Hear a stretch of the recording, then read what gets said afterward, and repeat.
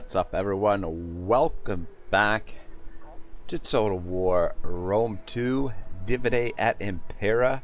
We are playing during the Second Punic War as the Romans battling out against the Carthaginians. God, I love the little settlements, man. The little details. We zoom in a little bit closer. These buildings are actually reflected by the buildings that you build within the settlement, which is kind of cool. I yearn for the day that we actually get to sort of like design our settlements, like place the buildings where we want and things like that, on the campaign map. I think that would be, that would be so incredible, but I don't think that day is coming anytime soon. It seems like Total War's headed backwards in terms of mechanics and features, things like that. Look at that, we got these things walking over buildings and whatnot. We got R2 Total War Warrior here. It says, hello at last. I have to bathe my dog now. I hope I have time to be here for the start of the episode. Well, I hope it doesn't take too long to take care of the puppy dog. But the puppy dog's bath's very important. DM Wyvern here with the pies. James Johnson, welcome to the stream. Alright, it's gonna take a little while for me to decipher what we got going on here. We're just in the process of mopping up the civil war down here, which I think they've got 2 settlements left where we've got 4 armies. And the nice thing is, once the civil war is finished, actually I guess technically it's not a civil war, it was a one of our allies betrayed us, unfortunately. But once we mop this up, these 4 armies, potentially we can invade Carthage. Hopefully that's the plan anyway. And 234 says, FYI, Radiant Ash tried to reach out to you on Discord about joining Legends YouTube creator community. Send him a DM and he'll invite you. Disregard if you got her message. I did get her message. But you know what, the weird thing is, I have any interaction I've ever had with Legend, I usually do it on Twitter. I usually DM him on Twitter because I don't actually have him on Discord. I don't have his Discord contact, though I'm sure I'll figure that out at some point. But yeah, I told Ash that I would have to give him shit for not giving me a personal invite. I'll have to give him shit on Twitter. But yeah, that's really awesome of Legend to you know, create a YouTube creator program, and I really appreciate Ash reaching out to me to let me get into it. But I've been kind of, you know, like, I don't want to necessarily jump into something if I'm not gonna do it wholeheartedly. I've been kind of lax with the channel lately, so I've got to really get back into it and just try and get back into a better rhythm with content creation and all that stuff. All right, over here on the Iberian Peninsula, we just took this recently, and we've just got a little bit of an issue with supplies over here, so that's the thing we've got to watch out for. Of course, we've got the Carthaginians down here as well.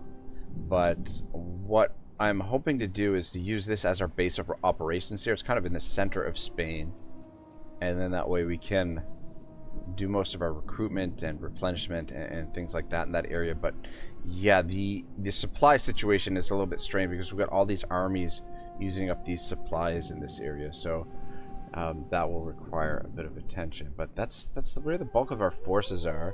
Let's take a look at the economic situation. Yeah, economic situation is not great. What do we have the taxes on? Okay, so we could potentially get some more cash coming in if need be. What's the public order situation? Okay, public order is actually going up everywhere, though we are not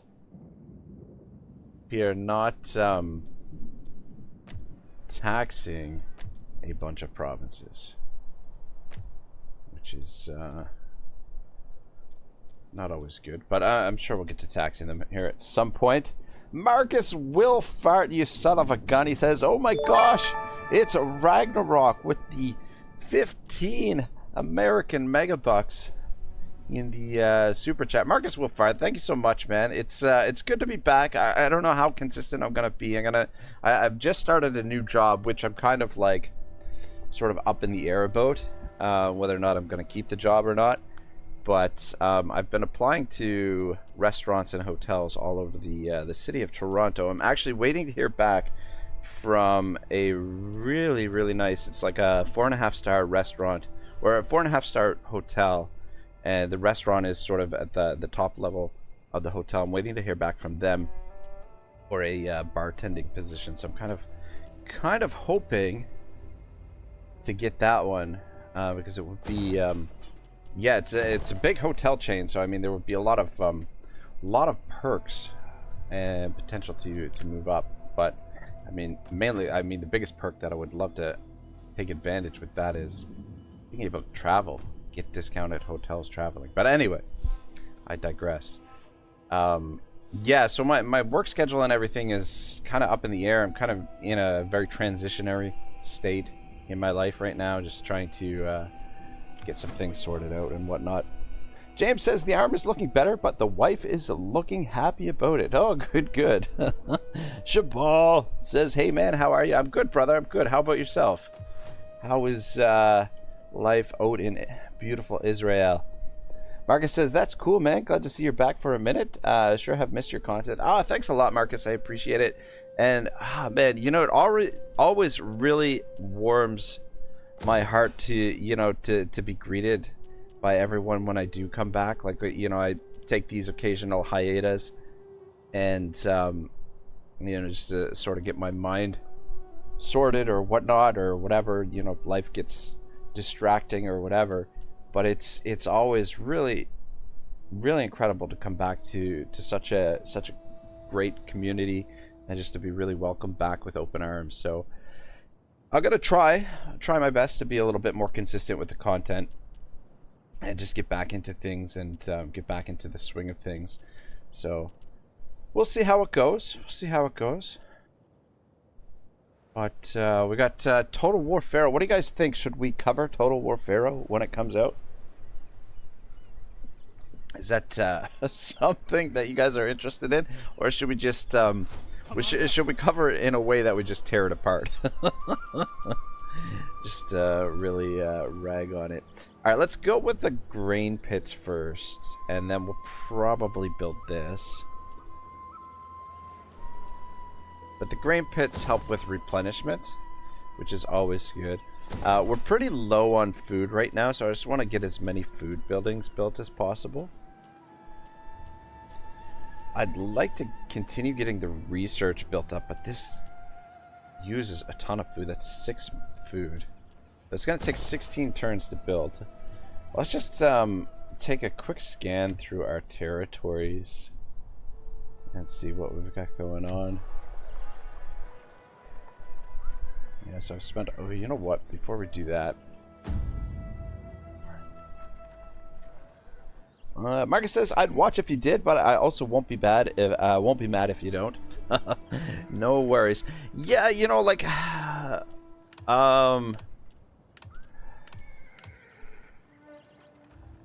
It's... Yeah, I don't know. I've got such mixed feeling with it. I don't think it's gonna be good at all, to be perfectly honest. Lots of trade partners. Defensive allies and military allies. Alright. And politics. We've got 0% risk at the moment, so that's all good. Looking through this. Yeah, so we want to get some of this stuff built up. Shabal says, I'm fine, thank you. Just starting the weekend. Woke up not so long ago after another fun night shift. Glad to see you streaming again. How about you? Hope your days have been good so far. Yeah, I'm just... Like I said, I've been trying to... So, I mean... I guess I'll give you guys a recap of what's happened over the last 4 or 5 weeks. I guess I've been gone. So I was supposed to start. Okay. I've been off work for quite some time due to a legal issue, let's say.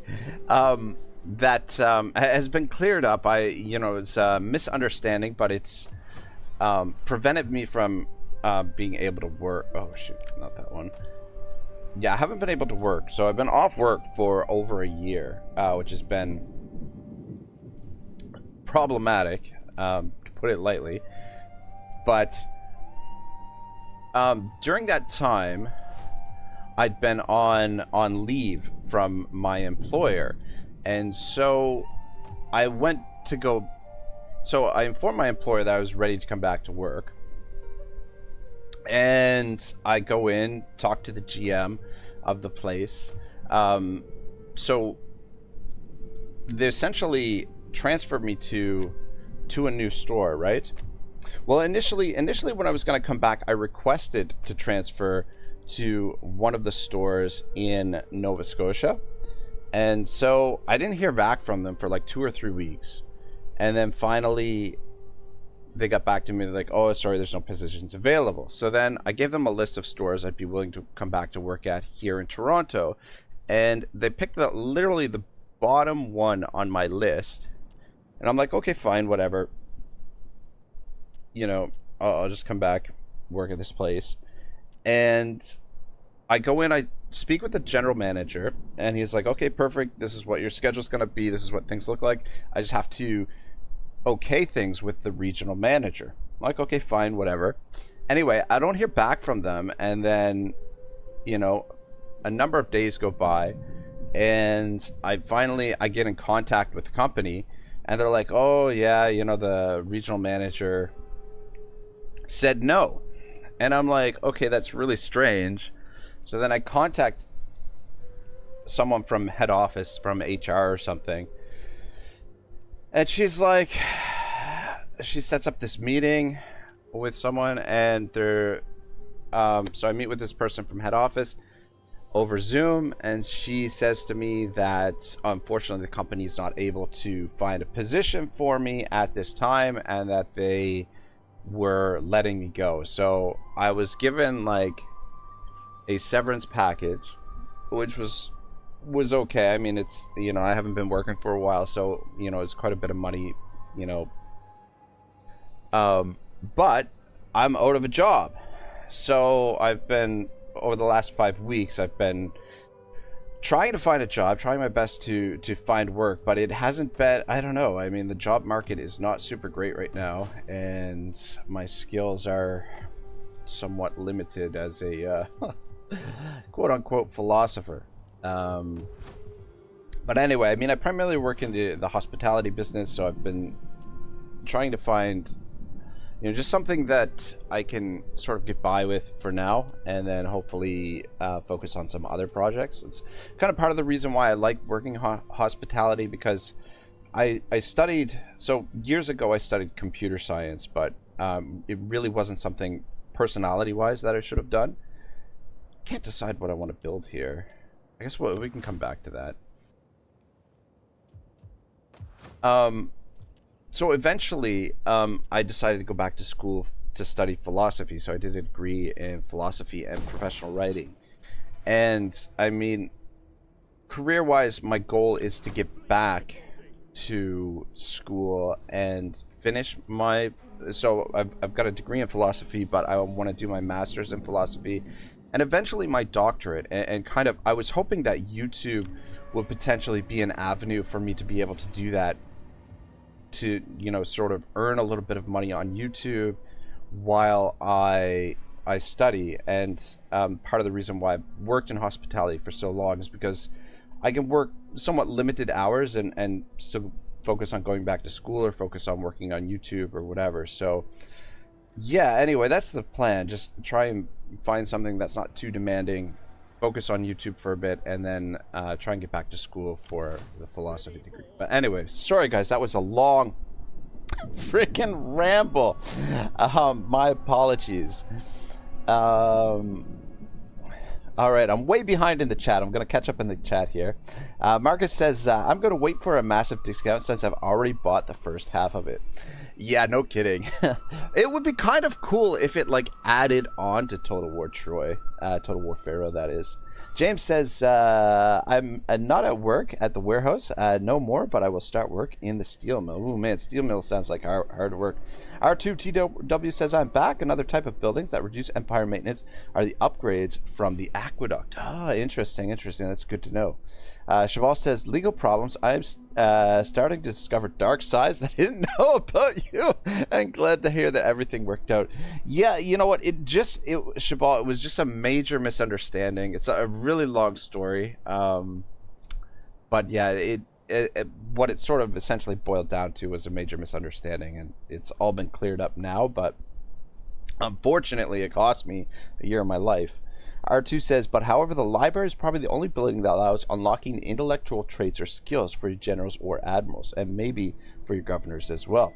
And on 2-3 source, FYI, Ragnarok, Rain Ash tried to reach out to you on Discord about joining Legends Creator Code, send him a DM, and he'll invite you. Disregard. Okay, I already got that one. Oh man, did I miss all that other stuff? R2 says, intellectual skills or traits are also important. Yes, they are. Cheval says, yes, the labor market is in a bit of a problematic situation right now, especially if you are looking for a job in the restaurant industry. I don't know how it is for you, but quite a few restaurants have gone out of business. Yeah, a lot of places have gone out of business up here as well. It's tough, man. It's really tough. Like, the pandemic really really did a number on the hospitality industry.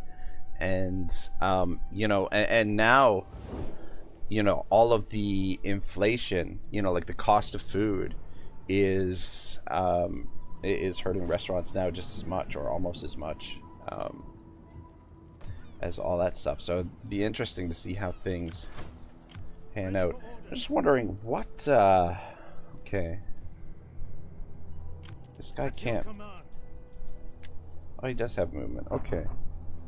Are we, I guess we're at the beginning of the turn here. I'm thinking we're at the beginning of the turn.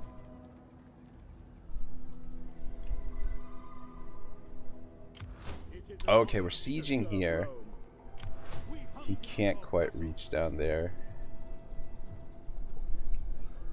Oh man, you know, the thing is, we gotta be...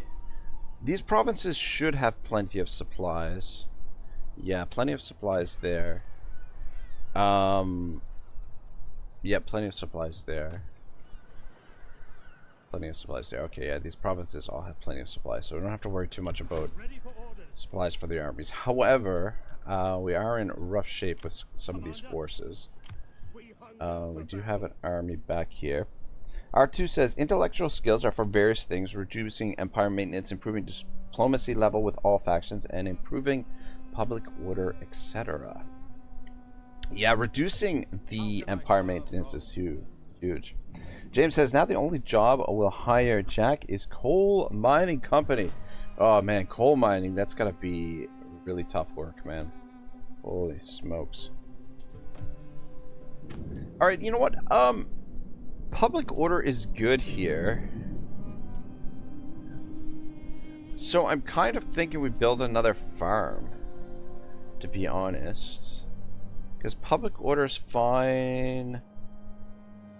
Banditry is a little bit high. But we could build... I think this one lowers banditry? Yes. So yeah, let's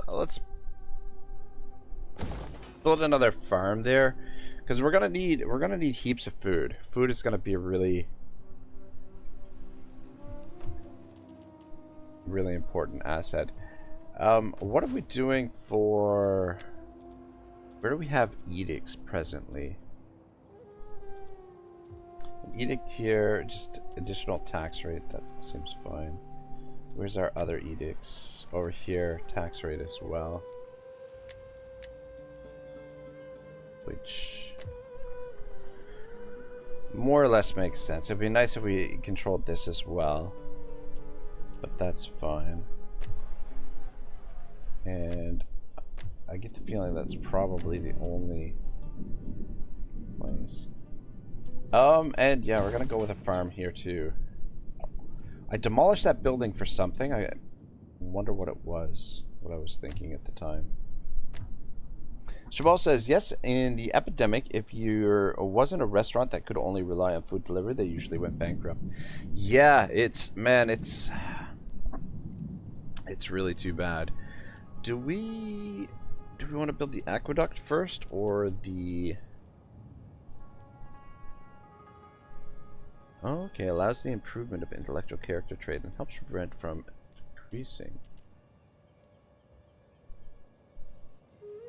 R2 says, did any of you ever work at a restaurant, either as a waiter or as a cook's assistant, or as part of a cleanup team there? I've done just about everything that you could possibly imagine doing in a restaurant, from working as a dishwasher, cook, waiter, whatever. I've pretty well done it all. This one gives additional growth. I think we'll just... This one gives more public order. We do need public order here, so I think... Yeah, I think we start with this. Alright. Let's get back over here. I think that's good for our building projects for the time being. Alright, what kind of shape are these armies in? And what's available for mercenaries? We do have some mercenaries available here as well.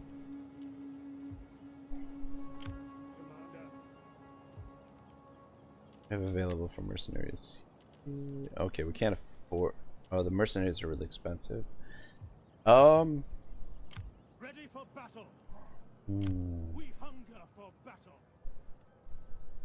Commander. What I want to do... At your command. We hunger for battle. 3 artillery, Commander. 3 artillery, ready for orders. 2 artillery, Commander. And no artillery.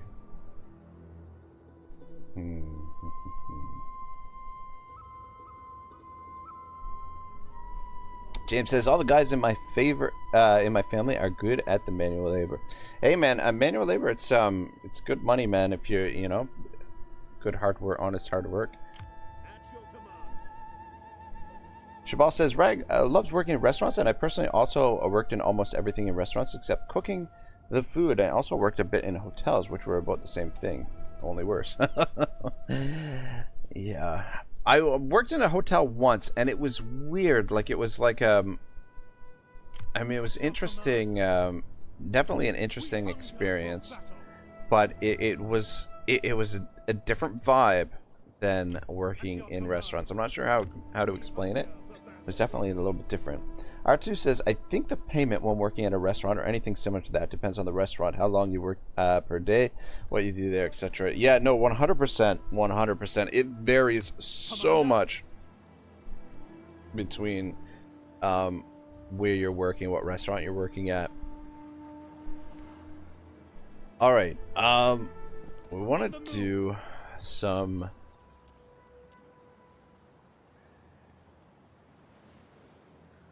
switching around of some of our units here. Right, what I'm gonna do is I'm gonna drop 2 of those down.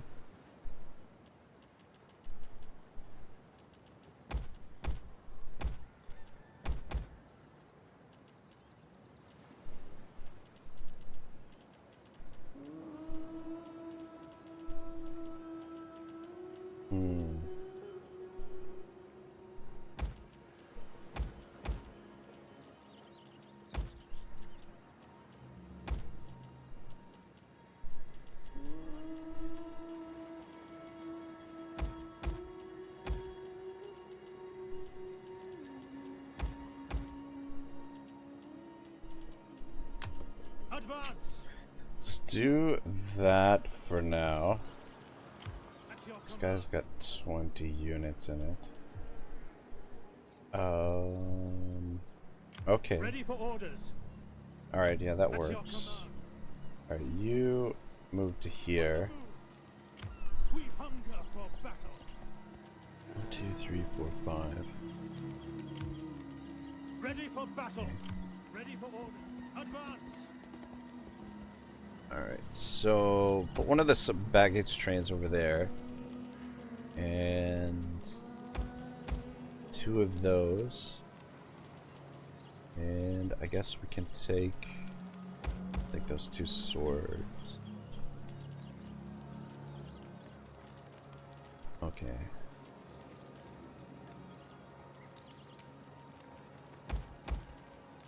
Actually, maybe we'll...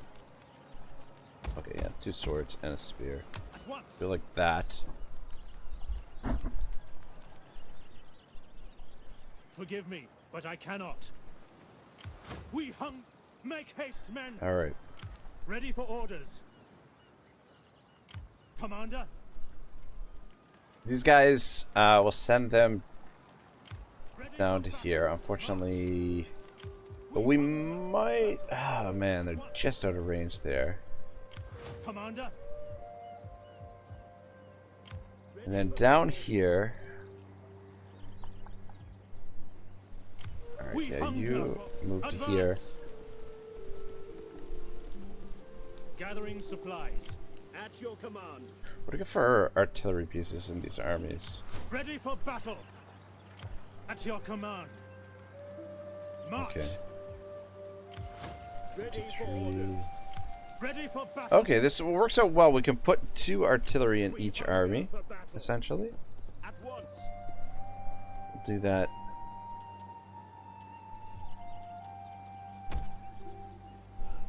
All right.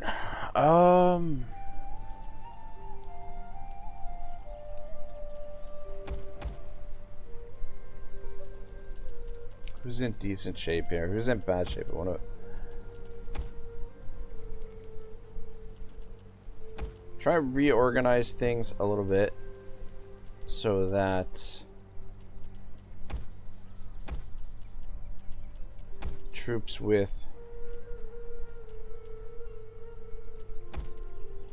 that are damaged, we're gonna send back towards Rome to get some replenishment, and then the troops that are in decent shape can keep moving forward. I think that On the move. looks pretty good. Ready for orders. So essentially, these 3 armies will head south. For battle. This army will head back to hopefully We cannot this province where we can hopefully get some replenishment. Okay, he's actually getting replenishment there. Ready for battle. You know, this is something that I really don't understand. Like, why is this army getting replenishment, but this army is not when they're in the same Ready province? for orders. That's something that I'm not entirely sure. We hunger for Okay, battle. this guy's got the supply line. Low supply consumption by the local. I don't know. Jabal says, I worked in housekeeping in hotels. I would go between rooms cleaning them while guests were not in the room, or you would get a list of about 8 rooms and had to prepare them to receive guests in about 6 hours. Oh, very interesting. And that, I don't know. I mean, that Ready for orders. that job, I feel like, good God, I'd hate to see some of the hotel rooms. I know, oh man, I can tell you guys a story about a time when I was in Montreal, but I'm not going to, where, yeah, left quite the mess for the hotel attendants, unfortunately. R2 says it would be harder for older people to be accepted without any previous experience. 100%. 100%. Alright, I think we're looking pretty good over here. So, we can finish off this faction maybe next turn. This army might be within range to support the assault by sea. These guys are not going to be able to do it on their own. And then we have this army. I mean, if you can get replenishment here, that would be kind of fine. But I'm planning to send them back to Rome to fill up the roster. And then we may at some point recruit a 5th army to send into Carthage. Or maybe, you know what, maybe we'll just focus on building a fleet, because I feel like 4 armies should be able to get the job done over here. We have 4 armies. Head down here. Where is our... We're supposed to have a... We should have a spy over here somewhere. There he is. Yes, this is the thing. I brought this spy over from Carthage, and I had a feeling that by the time we got him over here, he wouldn't be needed anymore, which is exactly... Pretty much exactly what happened. Oh well. What can you do?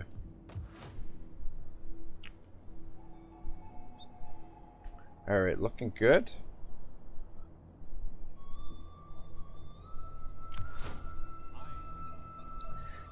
Now, what is the plan over here?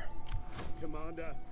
Alright, so we're not replenishing. Get the stakes up. Okay, we've got plenty of supplies here. This province, I believe, does not have supplies. Yeah. Are we the Tabarelli? So we do have a garrison here now, and some of it's at full strength. All right, so they can kind of defend themselves. Ooh, who are we at war with? What's the diplomatic status? Okay, the Tarbelli were our former allies. They've betrayed us. Public order. Okay. Let's bring up the diplomacy here. What are we researching? 2,500. Ah, bollocks. Bollocks. We need 2,500 gold to be able to research that. R2 says, Ragnarok, if I were a restaurant owner, I wouldn't have any big issues with age as long as a particular person is effective for the job he or she is applying for. I would give him or her the chance for showing he is really capable of doing the job. Yeah, you know, that's the important thing, right? However, I can understand certain restaurants or certain positions, they might not want to go that route. Look at these guys, don't even want to trade with us.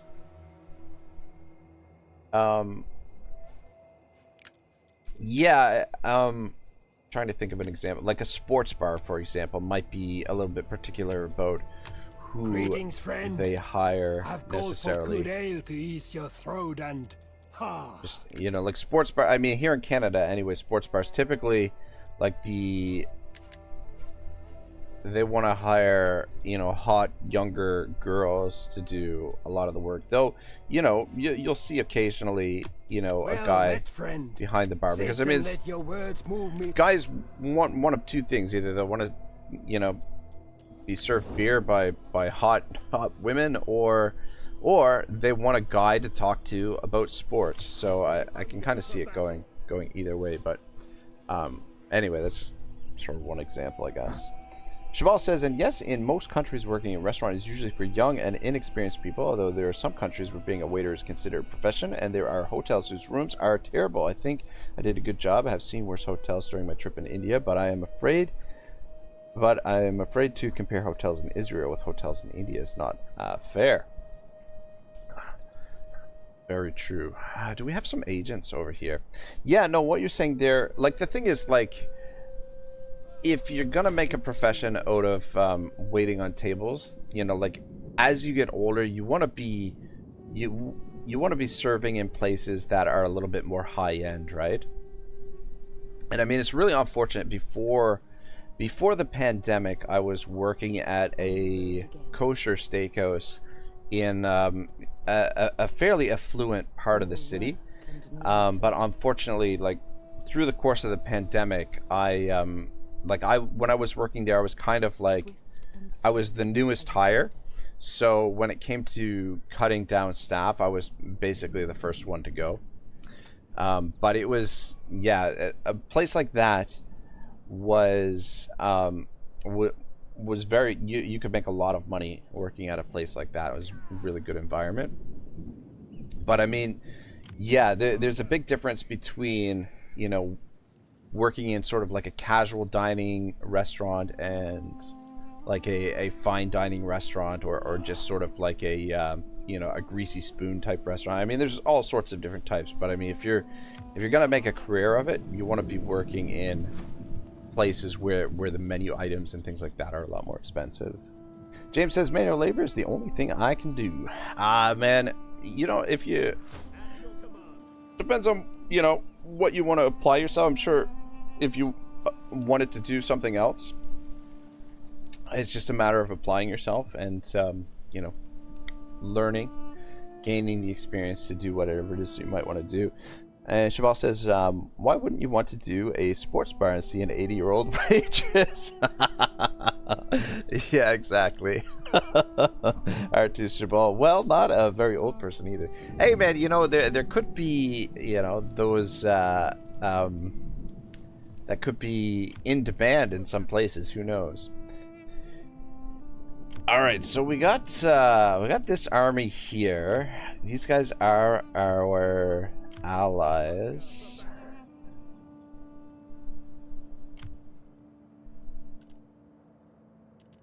Elephants. Yeah, that's an army I wouldn't want to take on my own. How much movement do we have?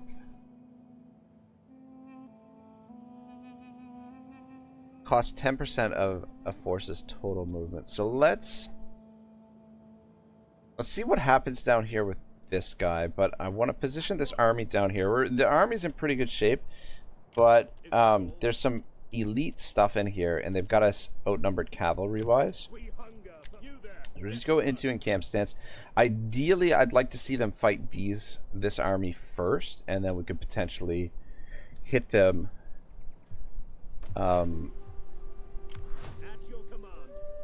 And then this army we need to bring over here. And then there we go, they're getting replenishment. That's amazing. That's very nice. And then the supplies here, supply change +3. Libosa. Really would be nice to take Libosa to help with the supply situation here. Supply production, estimated consumption. So that's these guys, the Tarbelli. Hopefully they move off. I'm not entirely sure what to do with this army at the moment. They are getting replenishment. We bring them into this province, then it's going to be problematic. I think we're just going to leave them to stay put there for the time being. What I actually would like is for this army to catch up with this army potentially. And then we could send this army down this way. But we need to get this province built up so that we can... Alright, yeah, I'm going to cancel that for now. We'll build that next turn.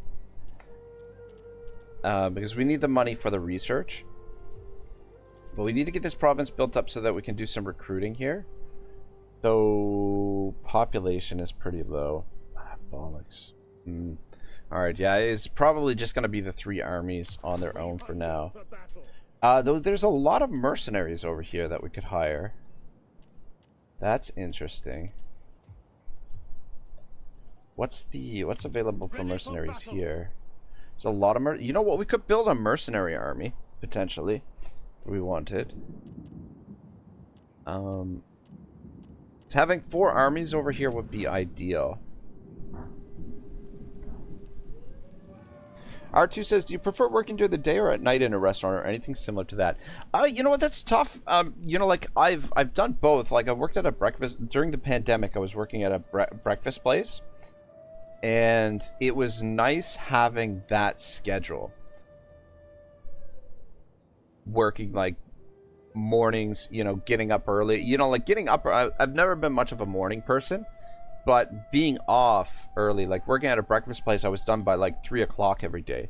Like I worked like 7 or 8 to 3, and yeah, that would be my day, and have the evening to myself or whatever, which was really nice. But traditionally, I've mostly worked in the evenings, which is a little bit more, you know, like I've always been a bit of a night owl, so that's been a little bit more. more natural for me, I guess, is what I was sort of looking for, or trying to say. But yeah, I mean, I've done both. I don't know. I don't know what I would prefer. I mean, my preference would probably be to do the mornings and just have the evenings off, because it's always nice to have the evenings off. But, you know, in terms of, like, just being comfortable working, I think evening is my more... I'm a little bit more comfortable. Oh, I think we're good to end the turn here. Character unassigned skill, you say. Oh, shoot. R2 says, I think working at night would be cool if the restaurant is kind of close to where you live. Yeah, you know, oh man, there's nothing better than working at a place that's close to home. Like if you've ever had the opportunity to be able to like walk to work, living that close, it's freaking amazing, man. It's just so nice. Jabal says, I think that when working for a restaurant, choosing which shift to work depends on the area, because in the morning you will probably have more work, but at night you have a higher chance of meeting strange people. Yeah, well, that's the one place that I used to work at, one of the steakhouses that I used to work at, one of the guys, the way that we would close fairly early, like 10 or 11 o'clock at night. Say probably 11 o'clock is probably when we used to close. And so they would usually close the dining room around like 9 o'clock, like things would taper off, and then like they would seat everyone in the bar. And you know, one of the bartenders used to always say nothing good comes in after 9:30, and it was so true, because like after 9:30, people coming in for dinner, you would just get the strangest folks. I mean, occasionally, you know, there would be some exceptions, but you would just get some really bizarre folks coming in later on. Oh, you know, 6% chance in all actions is pretty nice. Burn ammunition. Company general. Leading. Critical success chance in all actions, pretty nice. James says, my cousin Bill work out west in the oil field. Ah, man, the oil fields. That's where the big money is. Or at least it used to be anyway. Don't know. I mean, now that, you know, we've got all these activists who are against the oil and everything, maybe it's not as lucrative as it once was. But the oil fields. Alright, let's have you make your way around this way. Actually, yeah, come around this way. And get over here, because this is where we need to scout. Alright, our agents are moved. Is there, just sort of curiosity, have we recruited all of our agents? We have. -5. Oh, shit. I was gonna say, I thought all of our provinces, the public order was going up, but I think what happened here is the general that was in the province was providing a little bit of public order. Alright, that's okay.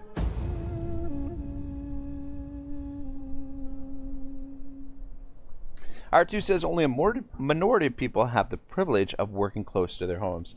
Yeah, which is, you know, really too bad. Because it's, you know, it's just so, I mean, people are really lucky nowadays too. There's a lot of people who have the opportunity to actually work from home, which is pretty amazing. Though at the same time, like I feel like working at home is sort of like a double-edged sword, because number one, you know, like there's so many distractions at home. You know, like you're you know, it's hard to, you know, separate things and focus and just, you know, just get down to getting work done. So that's the first issue. And then the second problem would be, because you work at home, technically you're always at work, right? Like you're never, you know, somebody calls you, somebody at the office needs something, you know, it's like not office hours. Well, you know, you're there, you're at home, you're like, oh, okay, maybe I can get that done for you or whatever. But I mean, in a weird sense, you're never you never leave work, kind of thing. But I mean, it's yeah. Anytime you have the opportunity to work from home, I think it's definitely something to take advantage of. We have cavalry recruitment or yeah, go with that. James says, Bill says money is good because gas prices is high. Yeah, and you know what, that's true, that makes sense. Shabal says, yes, the strange people come out at night, and working in an oil field is a really tough job, but I understood that they receive good salaries. Yeah, that's what I've heard. That's what I've heard, it's really good salaries. R2 says, Shabal, just be a bit cautious with strangers. Not all are trustworthy. Stranger danger. Stranger danger. Increase in rank here. This is our general. Yeah, our income is down a little bit from what it's been. That unit replenishment would be pretty nice. So would the Empire maintenance. Reduction of upkeep cost is good too. Alright, let's go expert supervisor.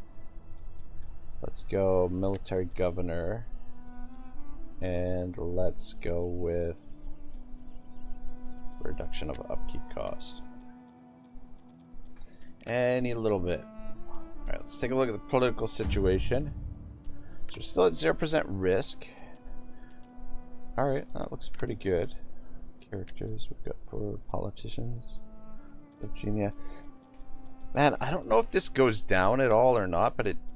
Do you have this guy available to make as a general? If we need a general. James says, my dad worked in the cotton mill. Oh, really, eh?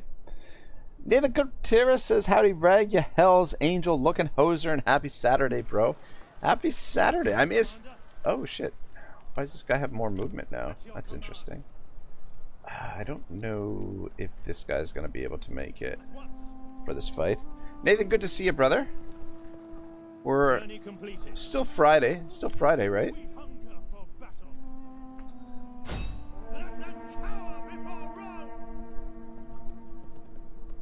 We take this settlement for Rome!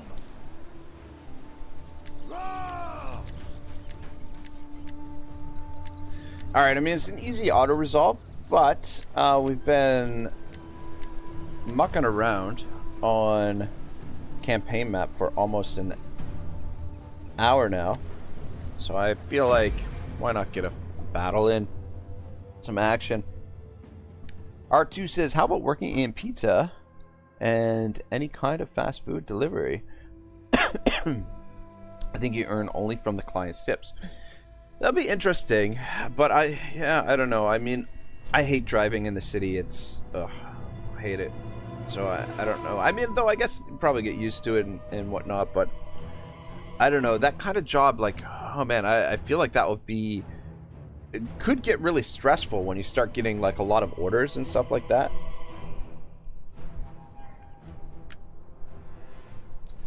But yeah, I don't know. I'm really hoping to hear back from this hotel here in Toronto. It's downtown. It's in the financial district, and it's really nice restaurant. It's called Louis Louis in the one of Sheraton's hotels. So I had an interview with them maybe like a week or two ago, and then I spoke to someone over the phone, just sort of like a follow-up interview, and I'm just waiting to hear from HR for a potential final interview. So really hoping things go with that well with that. Like in the meantime, I'm just kind of I just started working at a little breakfast place, which is, you know, it's whatever, pretty low stress, pretty easy job. But like the great thing about the hotel is that it's unionized. And yeah, it would be a really great opportunity because all of the perks that you could potentially get from working in the hotel, and the fact that it's unionized would be really nice. Plus, it's in a really really great area being, you know, right in the center of the financial district. You're gonna have a lot of really good customers or whatever. So I'm hoping to hear back from them. But yeah, in the meantime. But yeah, I mean, just ideally, I want a job where I don't have to work a lot of hours. It's not too stressful, and I can focus on, you know, some other projects on YouTube or whatever.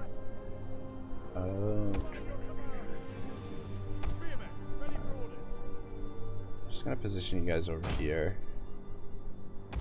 This is baggage train. Dun, dun, dun. Nathan says, yeah, for us Moroccans, it's Friday, but you live on another continent. No, man, I'm in Canada, man. What are you talking about? For some of the folks, Shabal, and I'm not sure where R2 is. Could be Saturday. Shabal says, thank you, don't want to be pessimistic, but there is never really possible to trust anyone.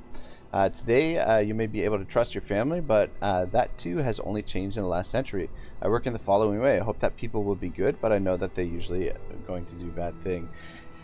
Yeah, fortunately, you know, like... Heavy horse at your command. It's, I don't know, it's tough, man. Like, people... Human nature, unfortunately, I mean, I don't know. I don't know what I'm trying to say, but I really like sort of like Socrates, when Socrates talks about it in Plato's dialogues, that no one does evil intentionally. So I like to, you know, start from that premise and just go from there. But I mean, I don't think it's necessarily true. I think there are actually evil people there, but I think majority of people, I would say, don't intentionally do evil. But people are imperfect, and you know, like as selfless as, you know, people try to be in a lot of situations, you know, they often, you know, the first inclination is to worry about themselves, and that can sometimes cause problems. I guess we can probably pull these guys off the field, so we're not going to need them. We've got the fleet over here as well. Let's see if we can get we can catch these guys before they make landfall.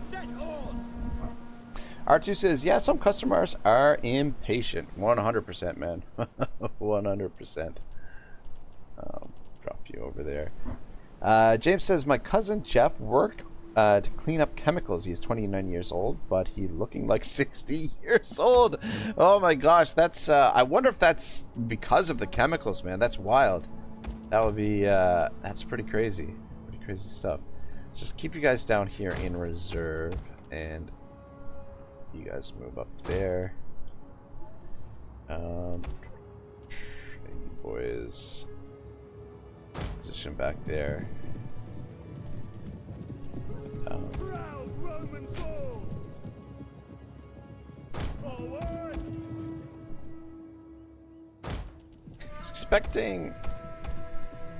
Expecting them to come to us.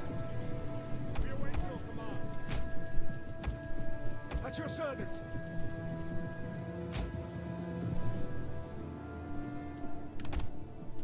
Oh shit. Not paying attention over here. We're getting into action with these boys. Thank goodness, thank goodness the guys on the boats are paying attention. R2 says they're impatient when you don't bring their order at the time they expect. 100%. That's exactly it. James says, he says ion will make you choke. Yeah, you know what? Dealing with chemicals and stuff, man, oh man, I wouldn't want to wish that on anybody, man. Look at the Look at the freaking javelins here, man. That's fantastic. It's like a porcupine. Just one guy left. Got him. Got him. Good job, boys. Guys, probably... Well, let's just bring them up here. See if we can pick off some guys there. And I'm just going to position you over here. Cheval says, yes, I would hope that most people would choose to be good, but again, unfortunately, reality and the world have proven to me that we are usually faced with the choice. We are not choose the good choice. Yeah, it's. I mean, there are some instances where it's not always easy to see what the good choice is. However, you're right though. Like a lot of people make some pretty awful choices sometimes, and you know, like usually, like. I try and give people the benefit of the doubt most often than not. You know, it's not until someone breaks their trust that I, you know,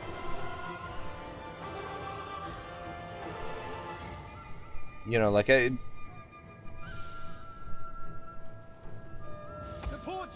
mean, you don't want to be, like, the thing is, you don't want to be naive and just sort of, you know, you always got to be sort of wary. You know, trust is one of those things that really should be earned, but at the same time, you don't want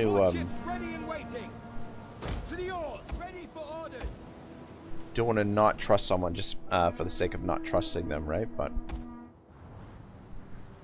I don't know. It's a tough call. I mean, because of the world we live in now, man. Holy smokes! It's you know.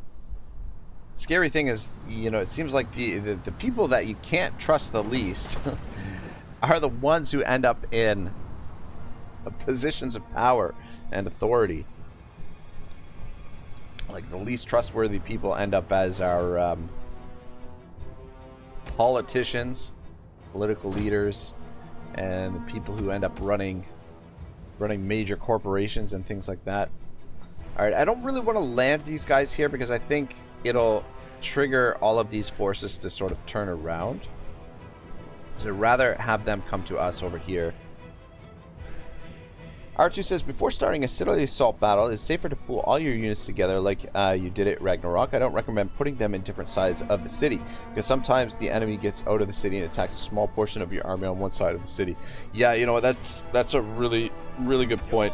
It's weird, like, I feel like the AI behaves a little bit different in Divide at Impera than it does in the regular in vanilla. I don't know if that's true or not, but it seems that way to me. That you can expect them to do things a little bit differently. I think probably what we'll do is we'll put 2 artillery pieces in each army.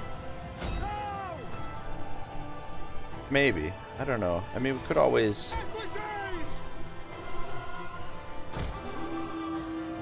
keep 4 artillery in the vanguard army, in the attacking army, and then have the other 2 support. Let's just change this angle a little bit. R2 says, I used to make that mistake, lol. Alright, James Johnson, have a great night, man. Thanks for dropping by. Always nice to have you here. Orders understood. Take out some of these guys. Advance! Alright, let's start landing some of these ships. Yeah. Can't you guys land over here? Why you gotta go all the way over there? Alright, just get in position there. Spear infantry, at your command. Uh-oh. Ready for orders. Ready and waiting. Riders. Uh-oh. Got my point guys involved in this. Let's move up. Ready and waiting. Spear infantry. Ready. Orders. Yes, command. Commander. As orders. Orders understood. Yours to command. At speed. Alright, well. hear that I'm a little rusty. Melee infantry at your command. Orders! Ready and waiting. Ready and waiting. Principes! Principes! Orders! Ready and waiting. Italian spearmen! R2 says I used to get a lot of casualties unnecessarily because of that mistake. Yeah, I don't know, it's kind of weird that they don't take advantage of the fact that it's a defensive settlement and stay within the walls. That, like, if you split up your forces, they'll attack different parts of your forces.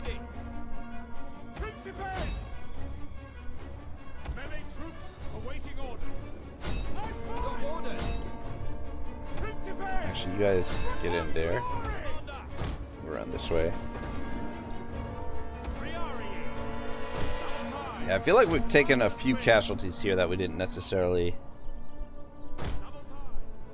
It's kind of a little bit slow on my maneuvers here. R2 says, I think in DEI, the enemy gets out of the city most of the times. Yeah, it seems that way. I don't know. It could be also due to the fact that we have artillery.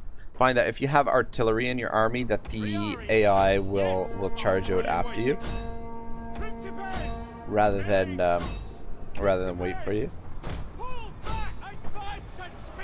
Get some close-ups on the action here.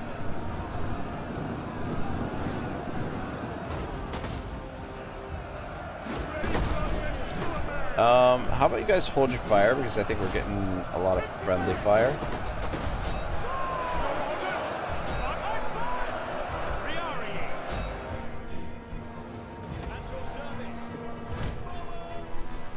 Actually, if you guys could shoot at them, that would be great.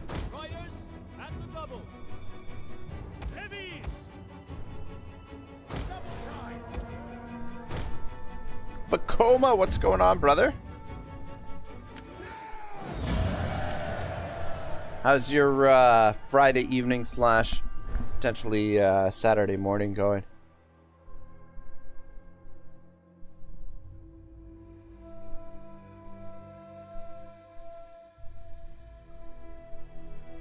Alright, it wasn't too many losses. 207, that's not too bad. Decent kills on the artillery. Though, trouble is for the price of the artillery, how much these guys cost and upkeep costs. Don't know if it's necessarily worth it.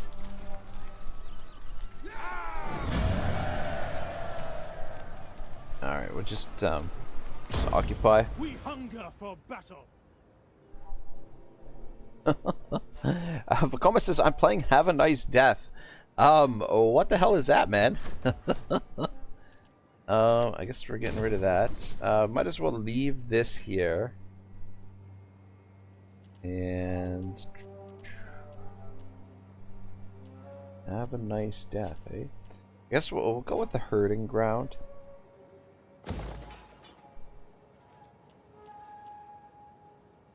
$8,500. It's expensive. If we take you out of the city, yeah, better for the public order. We hunger for battle. Ready for battle. All right, both armies are getting replenishment, so that's good. What's the income of this province? Oh, we don't have it. We're not taxing it. 2,600. Still +1. Yeah, I think we'll tax it. All right, so one more turn for African nations, and then oh my God, 3,800 for 9 turns. My God, that's almost 40,000 right there. R2 says, if the enemy is Parthia or a nomadic faction, it would be great if the enemy doesn't sally out. Those nomadic factions and the Parthian factions can be really tough to deal with. Alright, he's getting replenishment now as well. At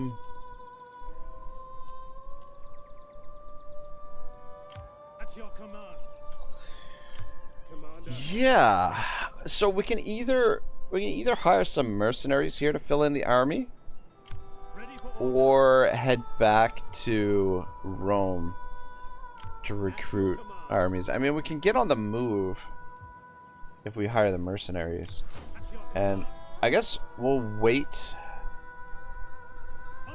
What do we got for mercenaries over here? We got even more mercenaries available here. Oh shit, we got archers available. I wouldn't mind getting some archers. Though I would say the archers feel kind of lackluster in this mod. Alright, how are we doing supply-wise here? The supplies are fine. Alright, good. They're replenishing. And get some of those guys. But we'll wait. We won't hire them this turn, so that we don't have to pay the upkeep cost on them right away. But yeah, I think that's what we'll do, is we'll hire some mercenaries. Probably get some mercenary archers, just to have a little bit more flexibility. And then these two armies, what we'll do is we'll transfer the artillery pieces, two of them over to the second army. And the fleet, nobody available. Let's just have the fleet start doing some scouting here. Or actually, we might come back. We might head over here to Corrales, because I believe, yeah, that's where we have our military wharf. So we might hire some military ships over there.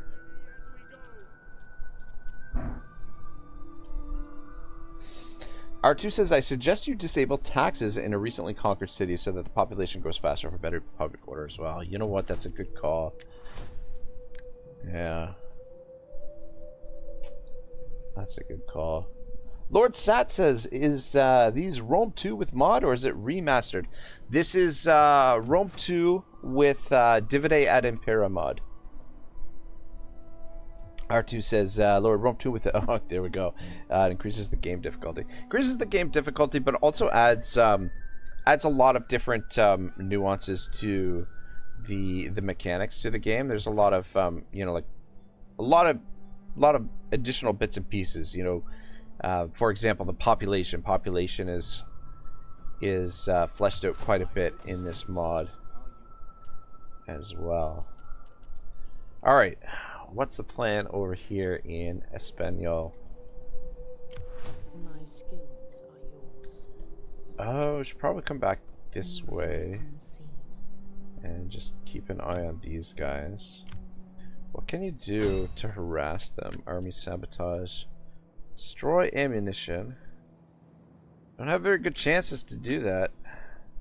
2%. My god. Helmet, as you command. We're definitely going to need 2 armies to take that on, I would think. These guys are still getting replenishment, so that's good.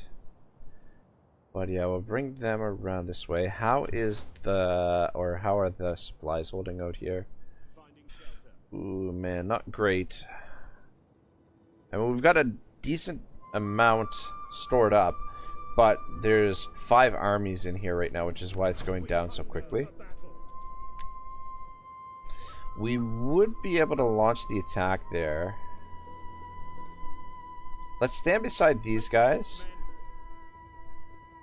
and just go into encamp stance, and then that way we'll get back up from them.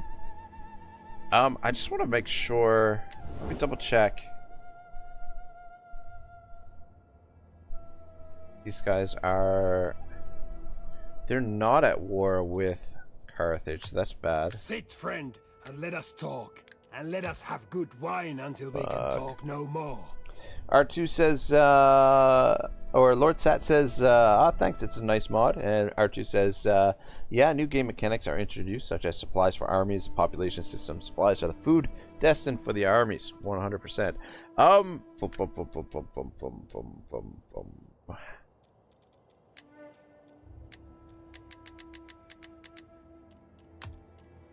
All right, so we're gonna be able to do this. Okay, good, good.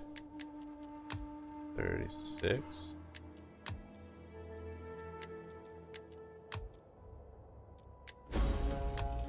I fear our ancestors' unhappiness if I accepted, generous as your offer seems. Come on, man. Your people are a byword for honor, but I cannot quite accept the terms that you offer. There we go. I will 3,600 to get them in the war. It's not too bad. You are welcome, although my ancestors and people expect talk with purpose and honesty. Of course, these guys don't want to trade with us. 7,200, that's... Although, the trade value is pretty high. 7,200, that would take us, what, like 15, 16 turns to get that back? Which is quite a bit, but... that's interesting. Let me see first. See if we can bribe these guys You into a trade honor agreement us. first. There is food enough for 2 armies awaiting us when we have talked. R2 says, speaking of food supplies, probably the Romans had the best organized logistics in ancient times. It was pretty impressive, man. I mean, there's a lot of reasons why they were able to conquer the ancient world. What the frack is wrong with these guys? Why are they so...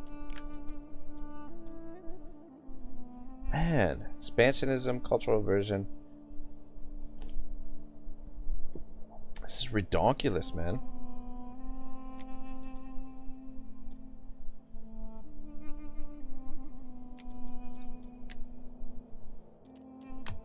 Greetings to you. I trust you come with honorable words that I can hear kindly. Oops.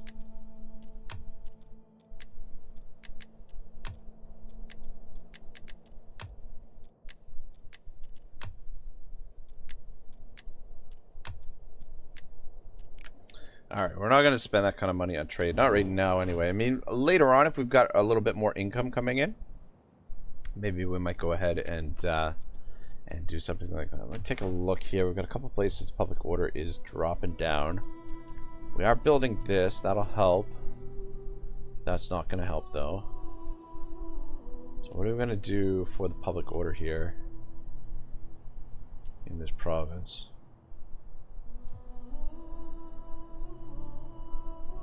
Guerrilla activity?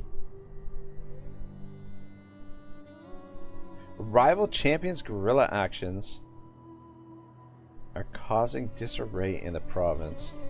This frickin' faction, I thought that was their last settlement. Oh man, they must have... Oh, it's this guy here. Yeah, we need to get rid of him. These dudes are not going to be able to do it. At least I don't think so. Champion.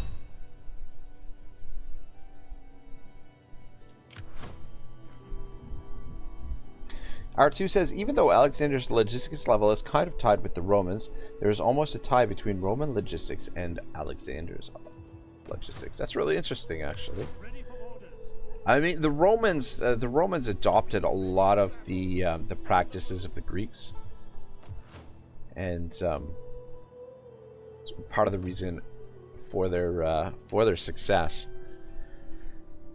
is their ability to sort of like assimilate other cultures' knowledge and understanding and use it to their advantage. So we got to get rid of that guy.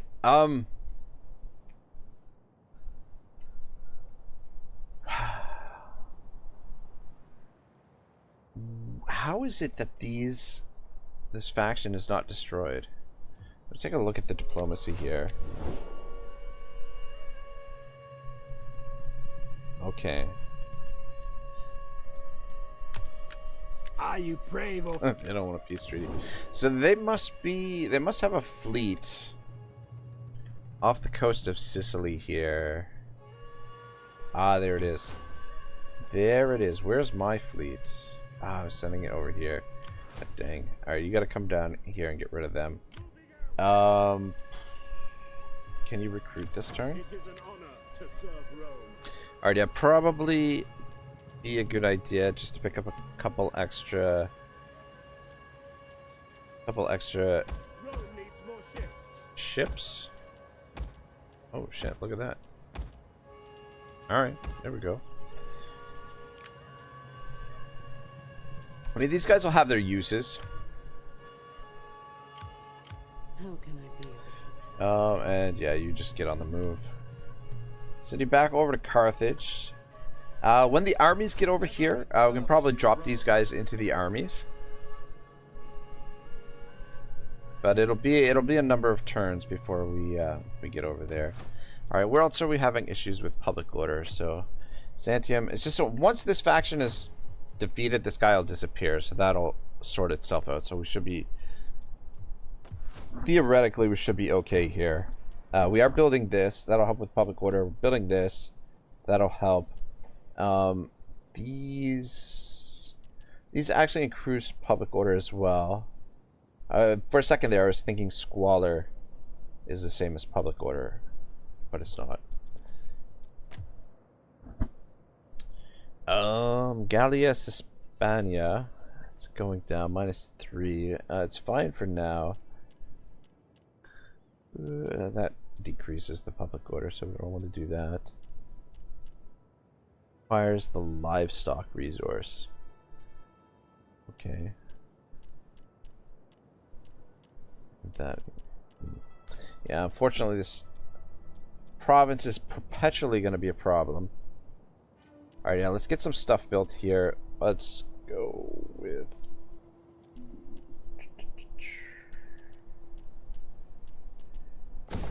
fountain. Alright, yeah, that works. Now the fountain is probably the most important. Yeah, so At your command. supply wise, supply chain -4. Ah, man, these idiots, why are they standing here? God dang. If they declare war on me, I'm gonna be so annoyed. R2 says, I watched a video on YouTube about the Roman army's diet that had only 2 meals a day. The first one was a light meal eaten in the morning or at noon, and then dinner in the evening was bigger. I imagine legionaries were hungry during most of the day. I would imagine, man. Being a legionary, my goodness, must have been freaking hard freaking work. Concealed from view. Must have been a tough job, because like the legionaries were responsible for, you know, doing a lot of, like, you know, outside of Rome, the legions built like a lot of the roads and stuff like that. So I mean, being a legionary,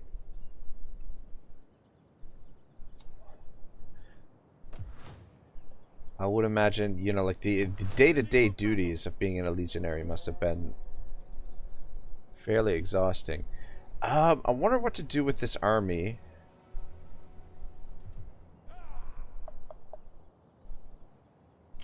I mean, we could have him come around this way to back up our main forces. This is our Ready for battle. this is our consul here. These are all armies within our faction as well. I mean, if he comes down this way, he can come through this province. So the supplies are running out fairly quickly here. I wish these two armies would get out of here, because they're affecting the supplies here. The regional supplies are quite low. Chabal says the Romans were among the first to really build a professional military that had an orderly doctrine of combat. But like any good empire, they adopted many of the things they learned from the cultures they conquered. And as the guy said, they were among the best in logistics and everything related to building roads, recruiting soldiers, building forts. There's a saying says, fresh generals think about strategies. Strategy veterans think about logistics. Ready for battle. We could... Yeah, can't really come that way, can we? Where's my... How can I be Actually, take a look at what's over here. R2 says, yes, being physically active every day increases hunger, especially those activities that heavy. Not to mention, you know, not to mention just even like marching and things like being on the march and everything. It's gotta work up the appetite, and then, good God, you know, battle. Definitely, it's gotta work up the appetite. I don't necessarily want to have this guy just sitting here in this province.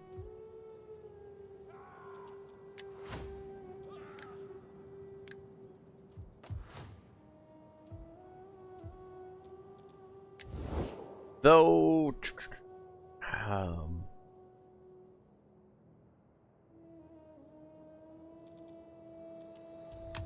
Greetings, friend. I've called. We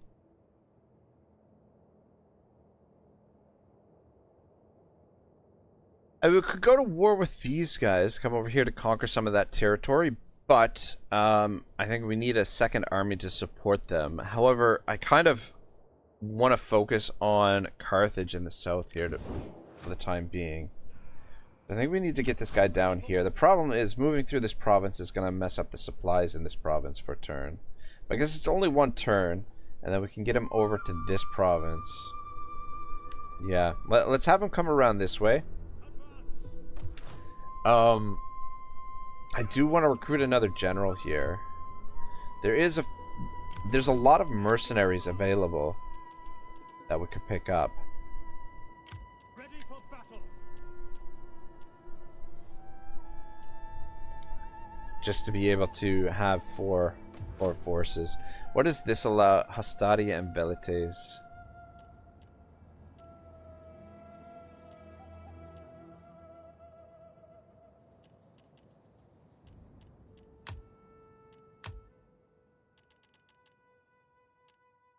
We got some interesting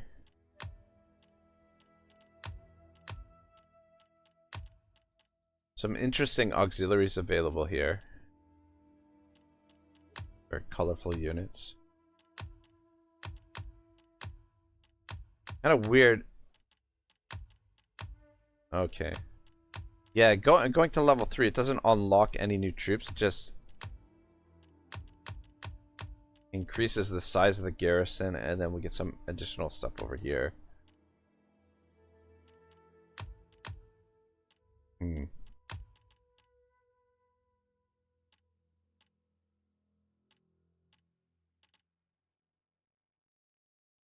These guys are probably better than the Equites.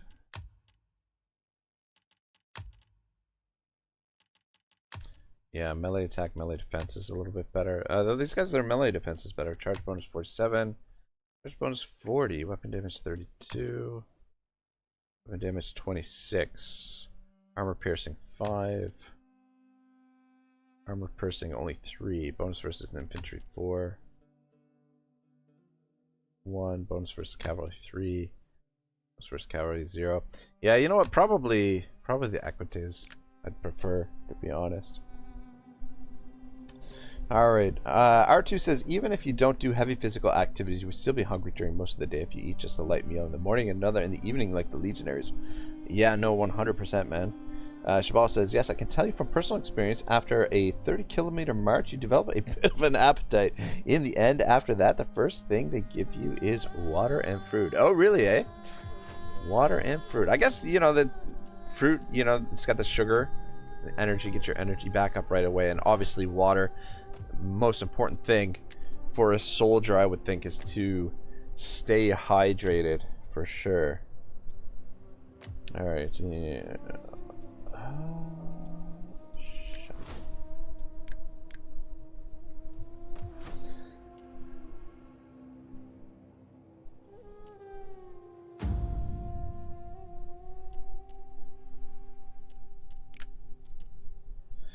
Alright, a little bit of a public order issue. This guy was helping the public order there a bit. Ah, bollocks, and now he's taking attrition. God dang it.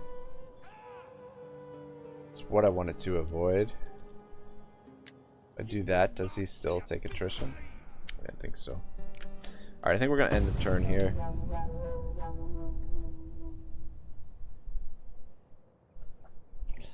R2 says, Shabal, are you or were you in the army? I believe Shabal is part of the armed forces in Israel, fighting for the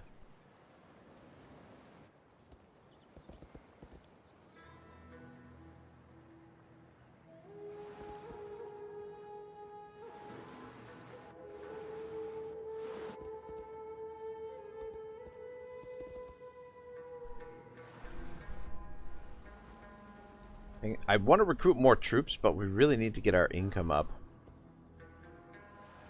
Bit of an issue. Alright, good that. Oh my god, they've got. Is that. Oh my gosh, that's another one of the Sam. Looks like they've got 2 fleets there. War! We will make your homes a wasteland, despoil your women, enslave your children, and desecrate your ancestors' graves. This is complete insanity right here. This is complete insanity. These guys, we liberated these guys. They were our allies. They're supposed to be reliable. Like, they betrayed us when we went to call our allies to help. They did not come to our aid, and that's how we lost them as an ally. They're supposed to be reliable. This is complete insanity right here, man. They're friendly with us, 29 friendly, and they're declaring war on us after we. You gotta be shitting me, man. You gotta be shitting me. Total war diplomacy. Never trust your allies. Never trust your neighbors. R2 says, in DEI, when armies are in enemy or neutral territory, they start suffering attrition when foraging is not available anymore, and then there's no supply route, or that route is cut off, either the enemy army or by harsh conditions. Corruption. It's not always easy for the Senate to watch over the provincial governors. Some, like this man, abuse the position. What should be done?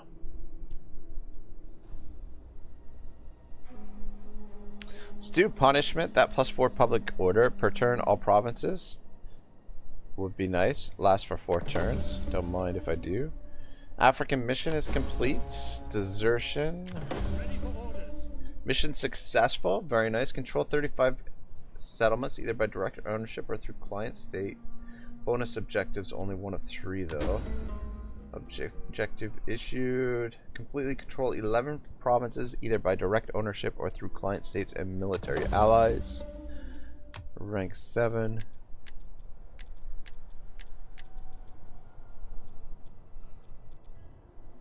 Ugh, Scheiße.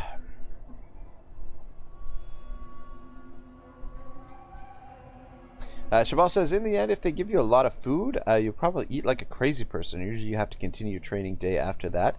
So eat something small, and only after a few hours you get a bigger meal.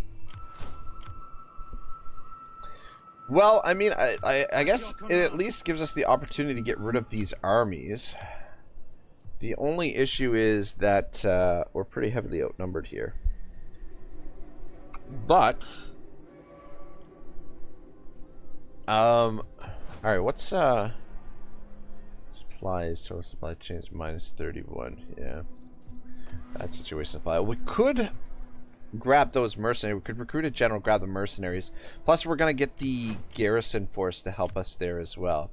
I can't believe these fracking guys betrayed us like that. Ready for orders.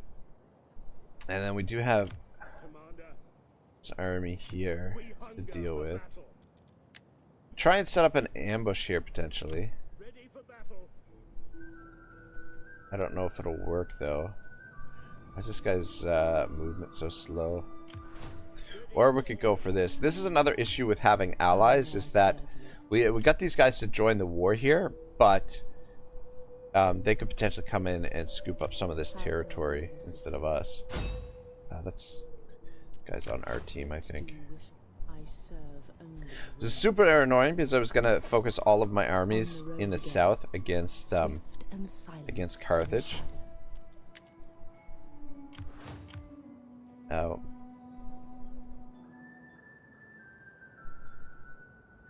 I guess that'll have to wait. We actually just double check what we got going on here in the political situation. 36% chance. Secure your loyalty. It's down to. Alright, host of Junia, we gotta.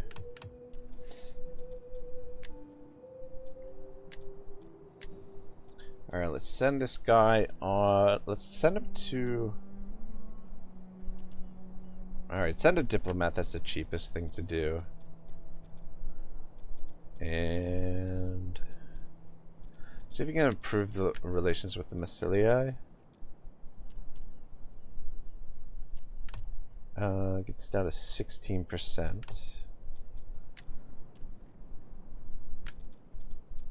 You head over there. It's down to 11%. That's Verinia. It's up to 959 now. Send you there. Oh, sweet mother, 5% still. Secure their loyalty. We're at 3%.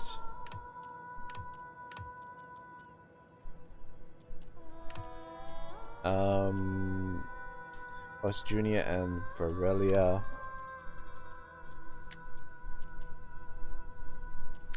Alright, let's organize a games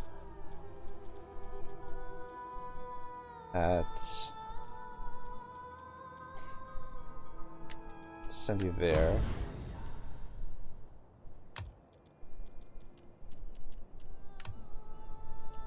It's a small fortune we're spending here. Alright, how's Junia?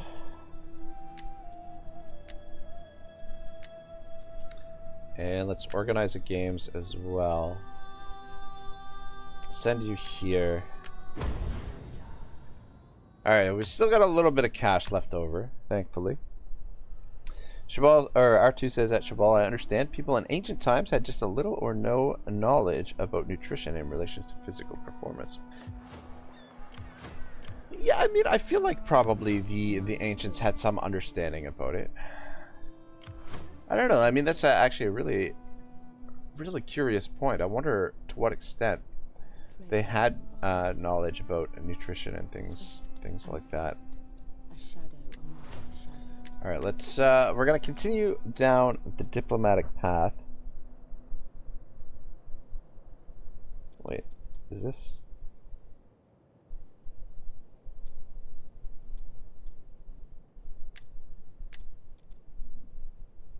Oh, okay, plus 15% wealth from all commerce, all regions. That would be pretty sweet. This is not what we're looking for at the moment. This is it. Plus 20 diplomacy with Italian, Iberian, and African factions. Let's go with that. It's expensive as hell. How can I be of assistance? But I think it's worth it. I mean, I don't know. I mean, it's probably not worth it. It's probably, all honesty, it's probably better just to smash your enemies and not, you know, like, it's usually better to own all the territory rather than have all these allies. But we're trying to be diplomatic, as difficult as that can be in a Total War game. I look forward to your wisdom. Defensive alliance.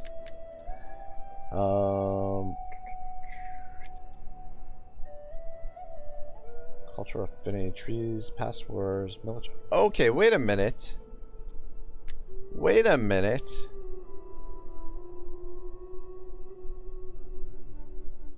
Maybe it's the cultural affinity.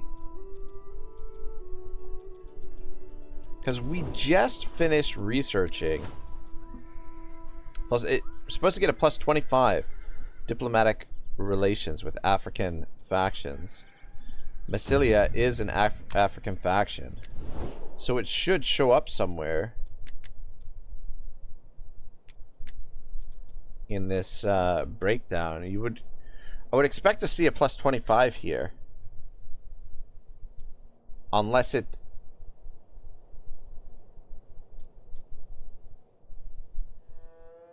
the cultural affinity. Unless it's included in that. Because otherwise, if that's the case, Rack, I don't know. If that's the case, then Greetings. I'm wasting all my money here folk, so you may on speak. these diplomacies. I don't know.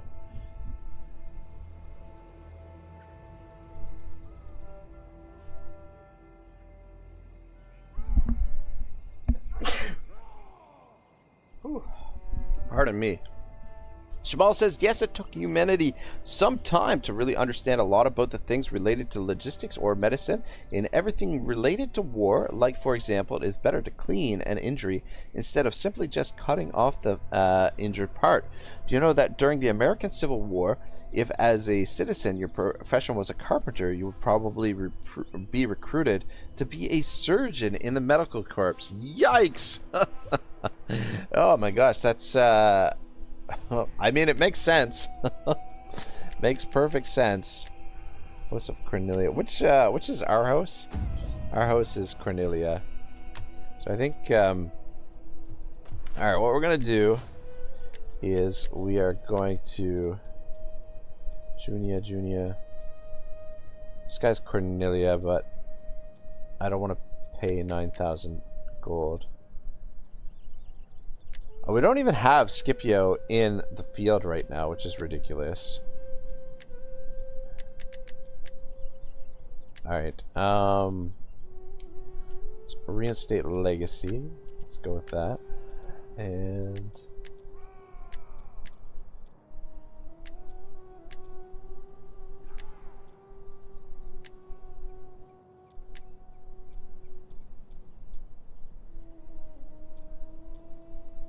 alright, yeah, we'll go with this one. Ready for battle. Drop you in there. How many units? 16. Ready for orders. There's nothing but trash here. Manpower cost.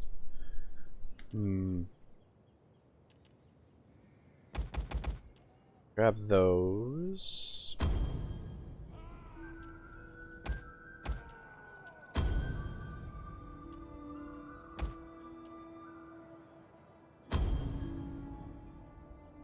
Alright, and then that leaves us not enough. But we should get a little bit of money theoretically if we win this fight. These are range units, mercenary skirmishers. So we'll make the attack with this guy. What do we got for... Do we have artillery? Yeah, we do have artillery. We do have some archers. And then we'll also get the garrison. 16 units. That gives us 16 units plus 8 units. That's 24 units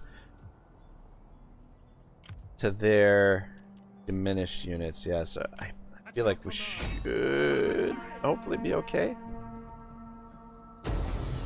Okay, there we go. We got about 7,000 units to their 6,000. So numbers-wise, it's actually pretty close. They got a lot of cav.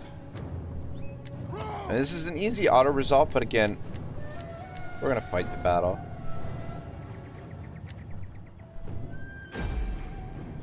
DM Wyvern says, hello, Raggy and the Total Pies. Listening to you all here at the gym. Nice, nice. Ah, shoot, man, I need to get to the gym tonight.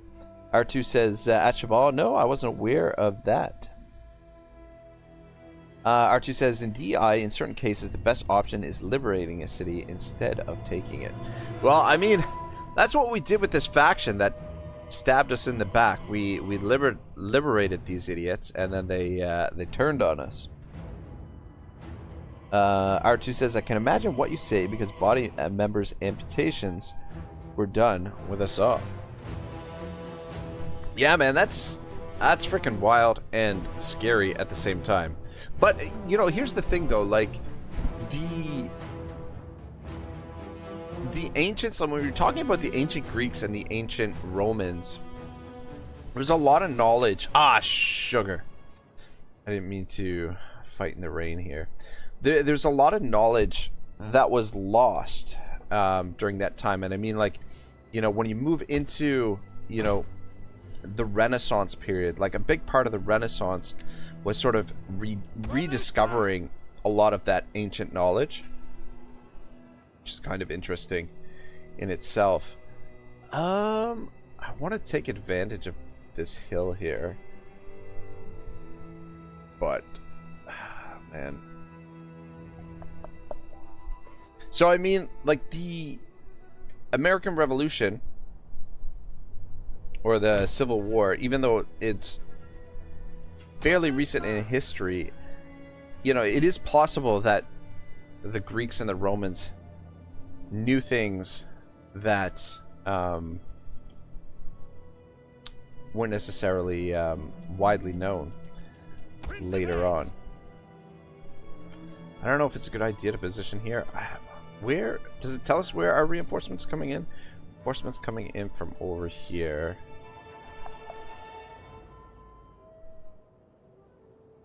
Yeah, you know what? As much as I want to defend on the hill, the problem is this slope could become problematic for the artillery. So I think it might be better just to deploy over here and allow our reinforcements to come on the field and merge with the rest of our forces. Which is, I think, the way we're gonna play it.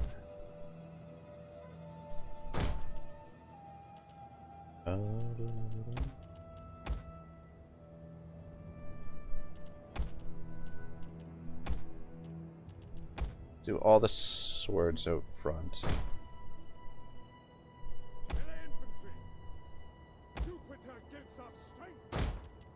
And then spears. Put them on the flanks here.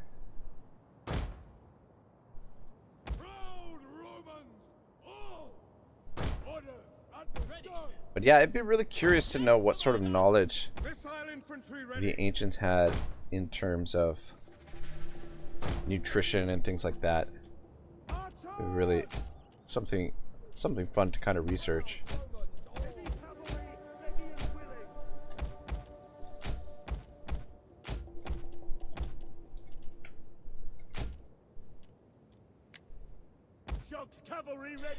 It's just positioned here for now. Not sure where their reinforcements are going to come in from. And again, because we have artillery, they should be aggressive. They're going to come out of the fort. We don't want to fight them over there. Shabal says, hello DM, how are you? Hoping that you're doing good. And R2, you learn something new every day. R2 says, it was scary, but it saved lives. In DEI, the AI normally gets out of its fort. In vanilla, it happens the other way around. I think a big determining factor is whether or not you have artillery. If you have artillery, usually the AI will come out to play. General! Riders, advance! These guys over here as quickly as possible.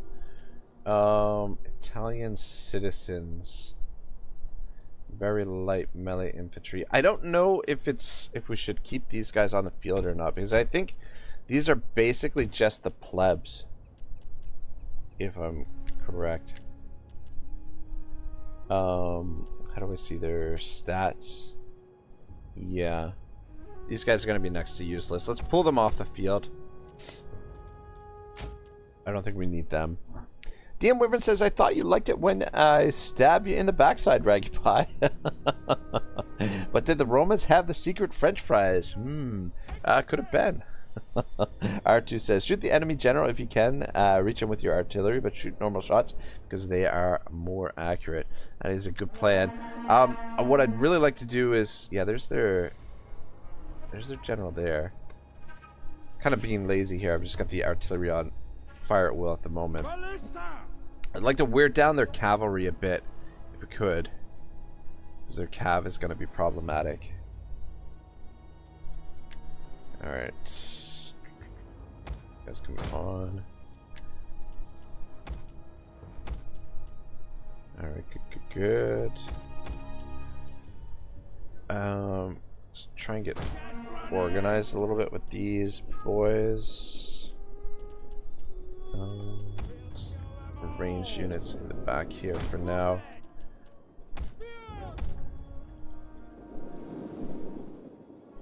Bring you guys over to there.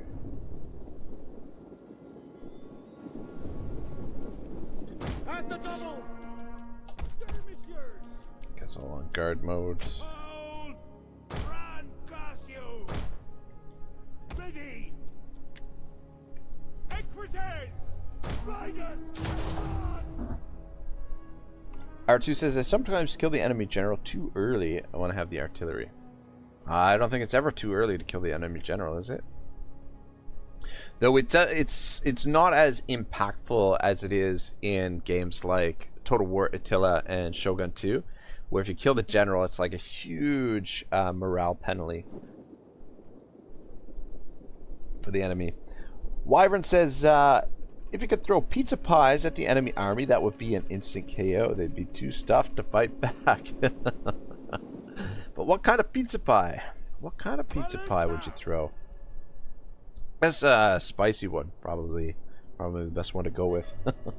Shabal says Alexandria burned down, but although it is certain there are still many things we do not know, I think we can agree that the amount of knowledge we have today is greater than in the past. Even not all of this information is really positive or useful.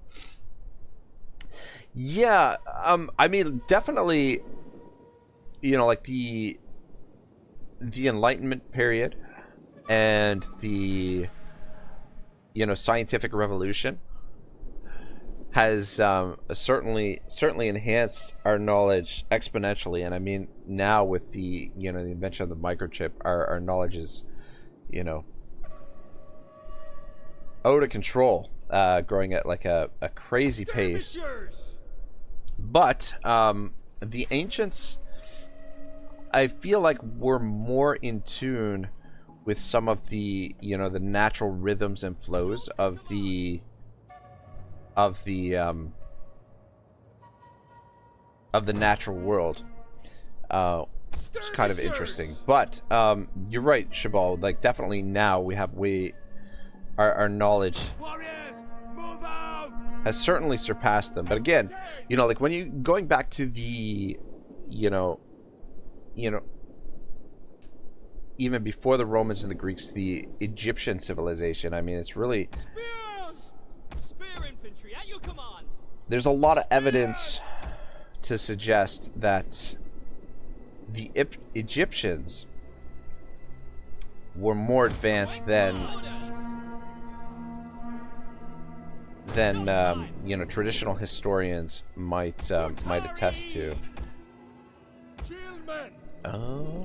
I'm actually, why don't we, let's double up the line here, actually.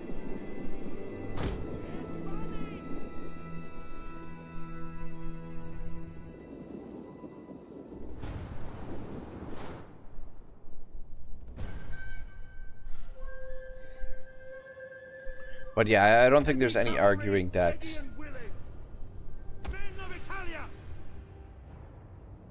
there's slingers. Let's bring you guys over here. Light missiles. Shit. You guys actually might be more useful over here. We can do some flanking potentially with you guys. Let's bring you guys over there, and the slingers, let's back the slingers up behind the archers here. Thing I'm a little bit concerned about here is that skirmishers.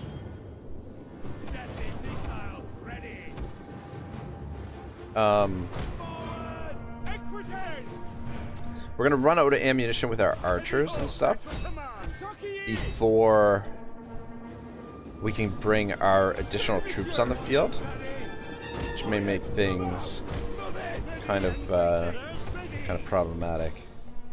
But anyway, we'll see how she goes. Your orders. Your orders. Let's change your position a little bit. Spear infantry ready. Italian swordsman! Is, Scutari. how are we doing over here? You guys, alright, yeah, you are. Heavy cavalry. Alright, let's see if we can pull you guys out. Orders understood. Missiles ready. Skirmishers. You can hit them. Scutari. Alright, you guys, what are you doing? Forward. Skirmishers. You guys shoot at them. Proud Romans all. How are we doing over here? Alright, hopefully you guys hold. It's a little bit of an issue. Archers. Let's bring some archers over here Quick march. and some slingers to counter those forces. Scutari. Ready for orders! Orders. Take aim. Equites! Alright, Levy! this has gotten into a bit of a mess here. Quick march! You guys out here. Advance at speed! Let's move back. Move out! These guys are taking barely heavy damage. Shit. Ready for orders. Archers! At your service. Spears! Double time! Archers! Warriors It's time for you guys to get into the fight. Let's go for them. Shoot at them. For them. ready and waiting. They're still fighting it out there. Skirmishers. Bow! Shieldmen! Yo! Alright, keep going Orders! in there. Take commander! Battle ready! Battle ready and Shit. Alright, let's bring. Are you guys, yours to command! I guess you guys are out of ammo? Okay. Drop your artillery and get off the field. Spears! Missile infantry at your command! Spears! Spears ready! Spears! Archers! Alright, good. Generals, you guys pull up to support here. Skirmishers! Alright, you guys turn around. Let's get over here. Ooh, man, our front line under a ton of pressure. Alright, let's get the cav out here. Flying wedge formation! Quickly now!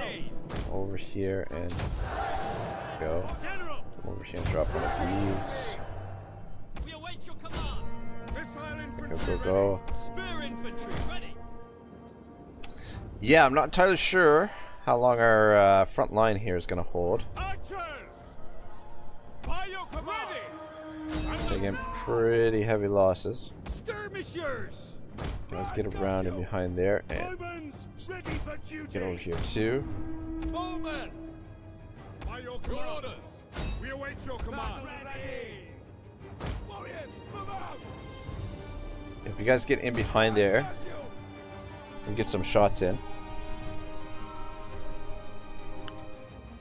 But yeah, getting back to Alexandria, it's, I wonder, I'd be really curious to know what texts, what ancient texts and whatnot were lost during the burning of Alexandria. But another thing that's kind of interesting as well is the Vatican. There's all kinds of ancient texts sort of buried away inside the Vatican that we don't necessarily know what's in them. And like to gain access to these texts that are in the Vatican, you need like special permissions and whatnot, and you're like there's all kinds of special rules concerning it. Like you're only allowed to take one text out at a time, and you have to get like all kinds of like special permissions or whatever.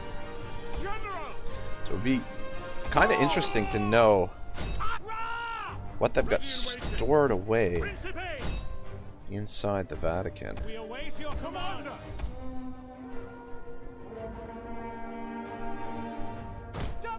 Got more. Oh, fuck, these guys are still making their way off the field. We await your command. Good, good. You guys keep moving.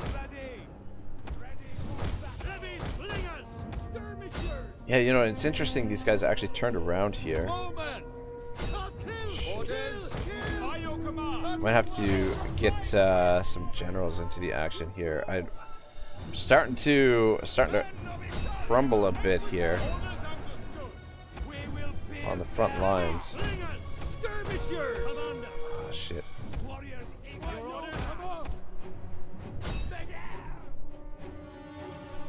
We await orders. Let's turn around. Alright. You guys over there. Spears! We await your command. Fuck me sideways. I don't know if we're gonna actually win this. To be perfectly honest. Our fucking Cav is stuck up in there. We do have more units to come on the field, but I don't know. Man, I don't know if it's gonna be enough. Brave Romans to a man. Are those cavalry or? Missile infantry. You guys move back. Heavy slingers. Actually, let's move the cav back. R2 says, tip, when you have spearmen on the ends of your line in order to watch for the enemy cavalry units, you should come to the flank, from the flank. Don't chase the enemy cavalry units with your spears. We await your command. Yeah. Alright, you guys get back here. Skirmishers. Yeah, you guys are out of ammo. Just use up the rest of your ammo, see if you can take those guys out. Heavy slingers. Get over there and help out. General. Alright, get the generals out of there. Commander. And you guys get back in. You have orders, sir. Commander. You guys keep shooting. Archers! At speed! Ready and waiting. Understood. Gotcha! Ready and waiting.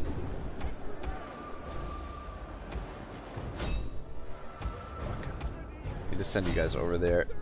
Help out there. Ready. Loose. Man, oh man, oh man. I don't know. Heavy. Missiles awaiting targets. I don't know. I feel like our line is breaking. This is what I was a little bit worried about. We've got more reinforcements to come on the field, but I don't know if they're gonna get on the field in time to make a difference. And Cav here is giving us a hard time. Just shoot them. R2 says, keep them in position if the enemy cavalry units retreat a little, because if you chase the enemy cavalry with your spearmen, they will come back for charging at the back of your infantry line. Okay, you guys charge into them, just slow them down.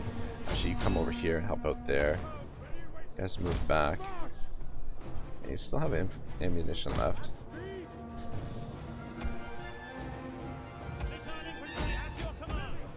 Alright, our cav is gone. God, is it only, do we only have... Fuck me sideways. I think we may only have,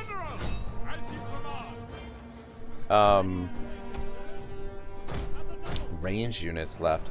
See, the issue is that their infantry...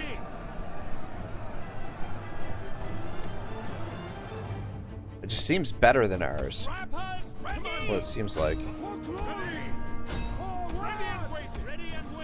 R2 says you wouldn't be able to reach the enemy cavalry with your spearmen to begin with. Alright, guys. Alright. Don't take out those. You guys pulled back. got some cavalry units over there. All right, let's maybe create a second line here, potentially, with our troops that are retreating.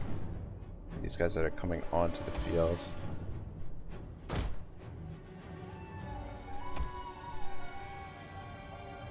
And just potentially give them a little bit of a rest as well.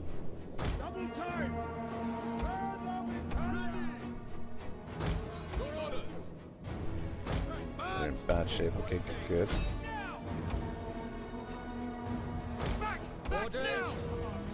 Alright, go out of there. R2 says, can you save your general?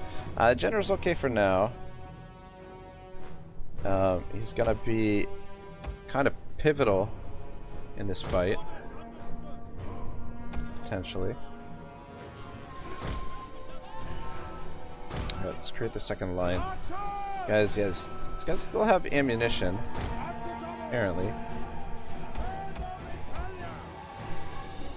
Let's get in position there. Get over here. Alright, you guys get over to there. So yeah, I really want to get rid of this cavalry unit here. It's causing us all kinds of problems. We can pull the... Come on, get out of there. Should have some more troops coming on the field. Fuck, man. Yeah, the big issue is that their units performed so much better in melee than ours. I mean, part of that is because of the like the legendary difficulty and whatnot. Oh, fuck me sideways. These guys are breaking already.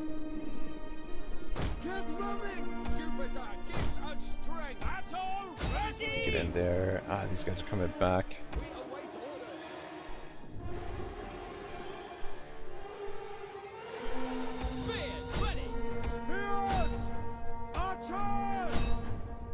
I don't know. Oh, you gotta be shitting me.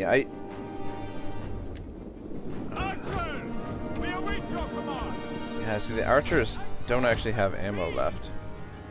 It says they have ammo, but does not. R2 says, try to do rear charges with your generals if you can. We should have more units coming on the field. I can't believe that this is it for our forces here. Let's hit over there.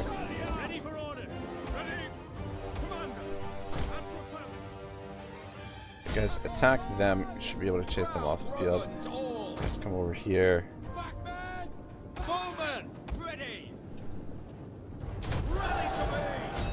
Charge there.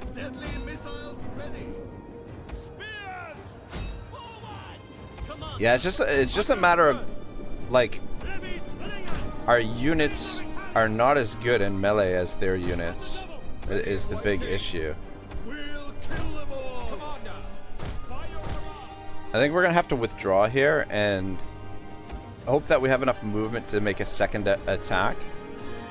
Potentially, though, I don't know. I mean, with more ammunition, we might be able to do something, but yeah, like the big issue is that they're just better in melee than our units.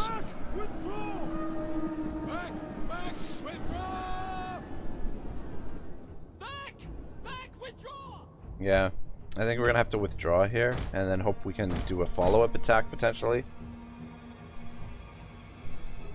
Like, the big issue is that, like, our infantry units are capped out at 200, where their infantry units are capped out at 300. So even if, and then, like, you've got to take into consideration, like, all of the bonuses they get on legendary difficulty, and it makes it incredibly difficult to win in melee. And then, like, actually, like, breaking their morale and things like that, really difficult to R2 says you should try to pin down the enemy infantry units before doing rear charges with the general. You can order a retreat. Don't risk your generals anymore. Yeah, we're just gonna do a withdrawal here. There's just our what's left of our infantry is just too battered. They're breaking too quickly. There's no way we're gonna be able to get the rear charges in, and there's too many of them still.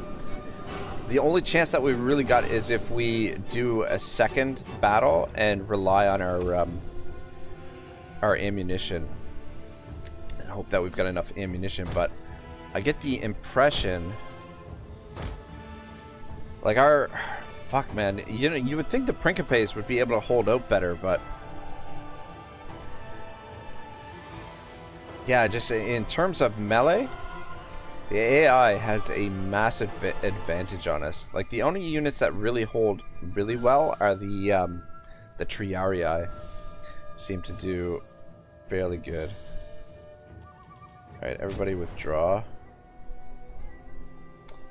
R2 says hire mercenaries to come back for the second battle. Unfortunately, we've already hired most of the mercenaries in the area, like in this province anyway. Like the next province over has a ton of mercenaries available, but we've already hired most of the mercenaries. Plus, we've spent most of our money this turn.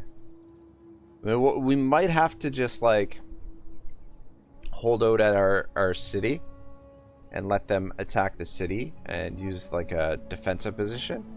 We'll see what our options are after this fight. But yeah, it's unlikely that we'll have enough movement to be able to initiate another battle.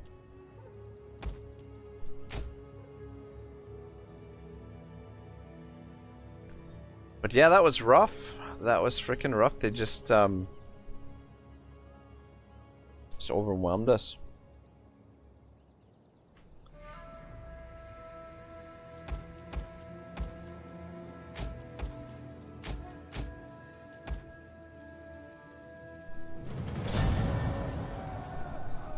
Costly enemy victory.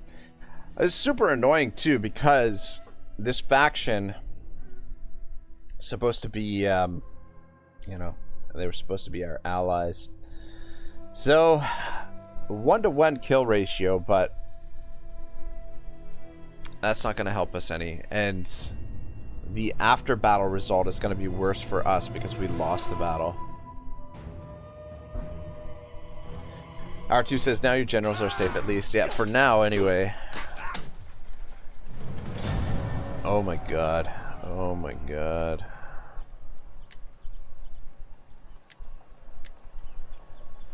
Lost a couple units there. Well, yeah, I mean, they suffered pretty heavy casualties too. Enemy captured 400. Fall back! Oh, you gotta be shitting me. Gotta be shitting me. Commander, Wow. we hunger for Wow. ready for orders. Army completely decimated. I feel like we lost more units that, like... How did we lose all those units? Now we're in trouble. What's left of the garrison?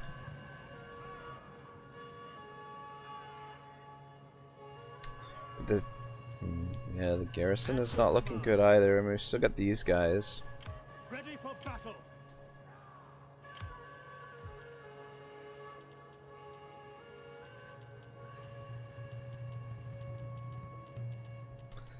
Yeah, we're pretty heavily outnumbered here now. R2 says you lost valuable infantry units. You need extra units for the city defenses. Yeah. Ready for battle. Yeah, we'll hire those dudes. Ready for orders.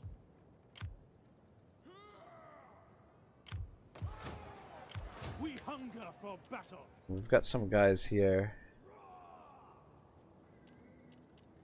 Oh, hire those for now.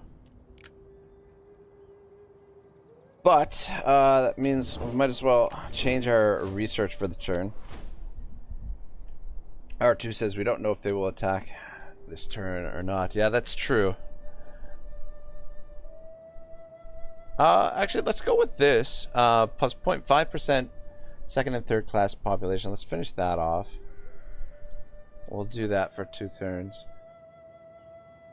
Oh, Scheiße. Scheiße. We could bring this army back around. We might have to, actually.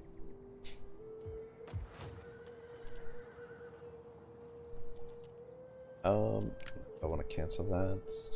We hunger for battle. Ready for orders. Commander.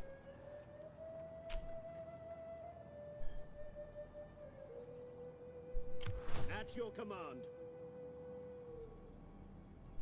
How much movement do we need for ambush? 30% of a forces. Commander. Alright, you move there. Ready for orders. How are we doing supply-wise here? Plenty of supplies. Though... yeah, shit. I guess they're in this province. R2 says if they don't, you have time to reorganize. Yeah, we'll see what happens. It's just so annoying because this faction is supposed to be helping us. We liberated them. But yeah, I mean the thing is, like, Divide et Impera, like, you really want to go into the battles with a major advantage numerically, because if you don't, it's exactly what happens. They fucked us with their melee infantry. Commander. But yeah, I don't know. Ooh, man, don't know that it's gonna be enough. Ready for orders. Yeah, we'll be able to potentially recruit some more units next turn. There's also mercenaries available in this province as well. So there's plenty of mercenaries around that we could bolster our forces. R2 says punish their betrayal harshly. Yeah, we're gonna have to. The worst thing is that it's creating a major distraction here for us. Ideally, we'd like to be fighting with the Carthaginians right now, but what can you do? Carthaginians are gonna be a real bitch to get through. 4 full stacks. We got this army moving up here. Alright, yeah, they got a ways to go. But yeah, ideally I'd like to get these 2 armies headed for Carthago Nova. You know what might be nice if we had like a fleet to come over here and support. A really large fleet, but the only trouble is the fleets are so dang expensive. Commander. No, their capital is well, I was gonna say their capital is undefended right now, but I mean they've got 20 stack, full stack in there as garrison. Alright, well, we'll just have to keep our fingers crossed. I don't know that I can win a fight with what's left there. Just have to wait and see what happens. But they might not initiate the siege right away. Just give us the opportunity to recruit some more mercenaries here. And potentially come back and attack them. But yeah, we'll keep those guys inside the fortress for now. Not a great situation, but what can you do? Alright, down here we are...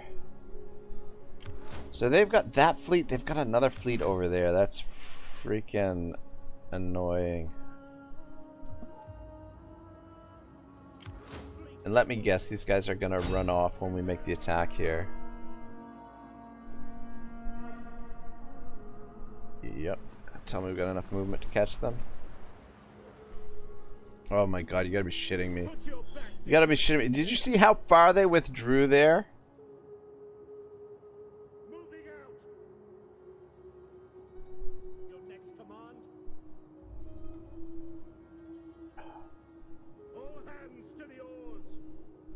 god, I don't want to suffer attrition. They're over here somewhere.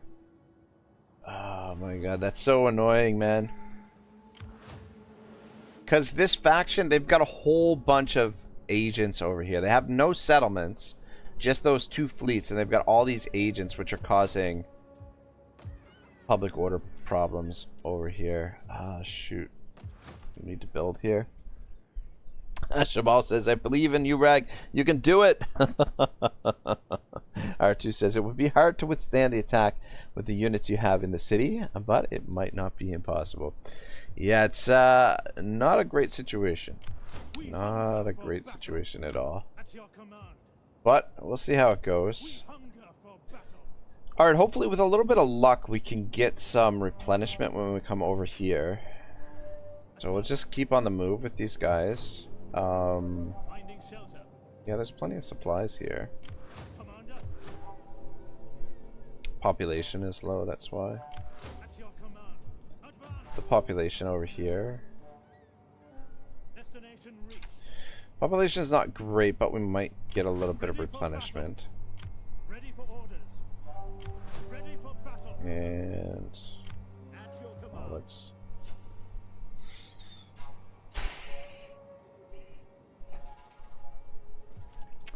Yeah, we were gonna recruit some of these guys.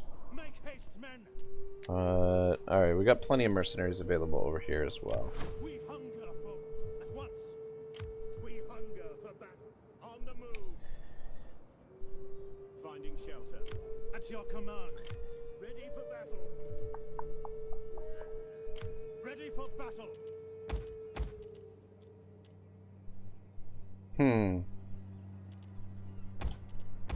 We could always merge some of these units up and just replace them with mercenaries. That's an option too.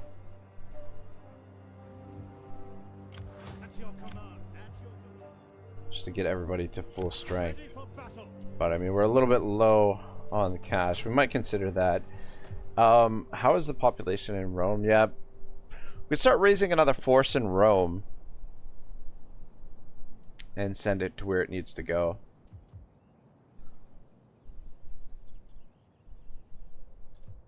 Then over here, population, okay.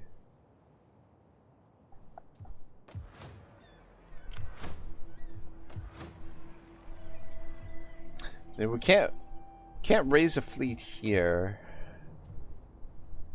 We'll raise a fleet over here. We'll raise a fleet next turn because, actually, can we raise it this turn? We can. Which house do we want to raise it from, though?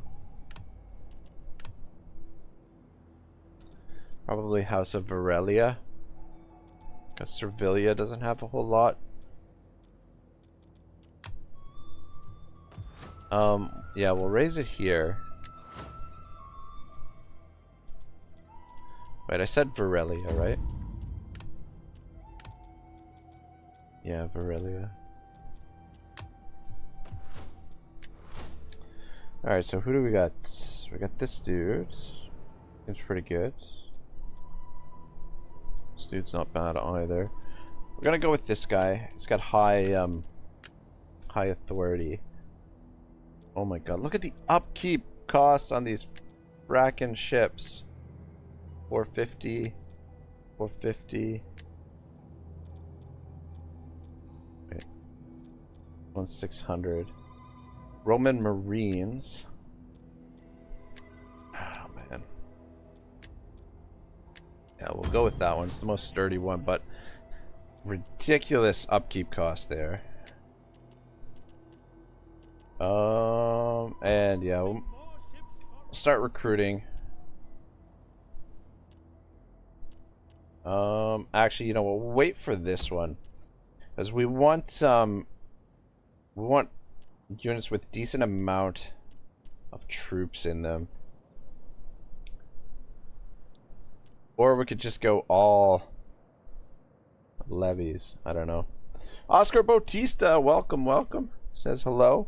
R2 says, a tip for a walled city defense battle. The best unit type for fighting on the walls are swordsmen and axemen. Hoplites and pikemen fighting efficiency is reduced when fighting on the walls. Since most of your melee units are swordsmen, it would be better to fight on the walls, but there might be a setback for that if the enemy has enough projectile units that would shoot your infantry. Well, the good thing is that I think in Divide et Impera, if you initiate a siege right away, you get a limited amount of ladders. I think you only get like 1 or 2 ladders right away. So they would have to siege it out for a turn or two before they actually get a lot of the siege equipment. So it may... Oh, look at that. The supply chain is going up. At least we reduced the amount of mouths to feed here, so the supplies are actually going up now. But yeah, if they make the initial assault, they may be fairly limited as to what they can do, because they won't have a whole lot of siege equipment. So that is one saving grace. We'll wait and see. We might potentially send one of these armies back to help there. But I'd like to keep these two armies working together against Carthage down here in the south. However, we might have to redirect our attention. I mean, we could focus all of our efforts against the Tarbelli here in the north.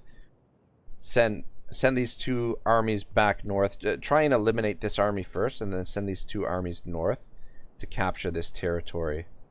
This would actually work out really well, because capturing this... Oh, you gotta be shitting me. They've got another army over here. Oh, you motherfuckers. There's no way we're gonna be able to hold that. Look at this. Iberian Spearmen. So they had 4 armies, and at least 4 armies. Potentially more. Yeah, we might have to sort of not worry about the Carthaginians for the time being. Let me just actually double check our allies here. Emporium, are you guys at war? You guys are at war with Carthage. These guys are at war with Carthage. So our 2 allies here could potentially keep Carthage at bay for us. What we could do is we could leave 1 army behind here at Salduva to sort of hold the line, and then send our forces up north, because we're gonna have to come back this way and retake this. So I think that's probably what we're gonna end up doing. But let's see if we can catch this guy in an ambush first before we do anything crazy. Alright, public order's going up everywhere. Magna Graecia. Unfortunately, we don't have enough cash to build here. There's nothing I can do about that. R2 says, yes, we hope they get only 1 or 2 ladders. Try to at least cause as many casualties as possible to the enemy army as about to attack the non-walled city. Yeah, most definitely.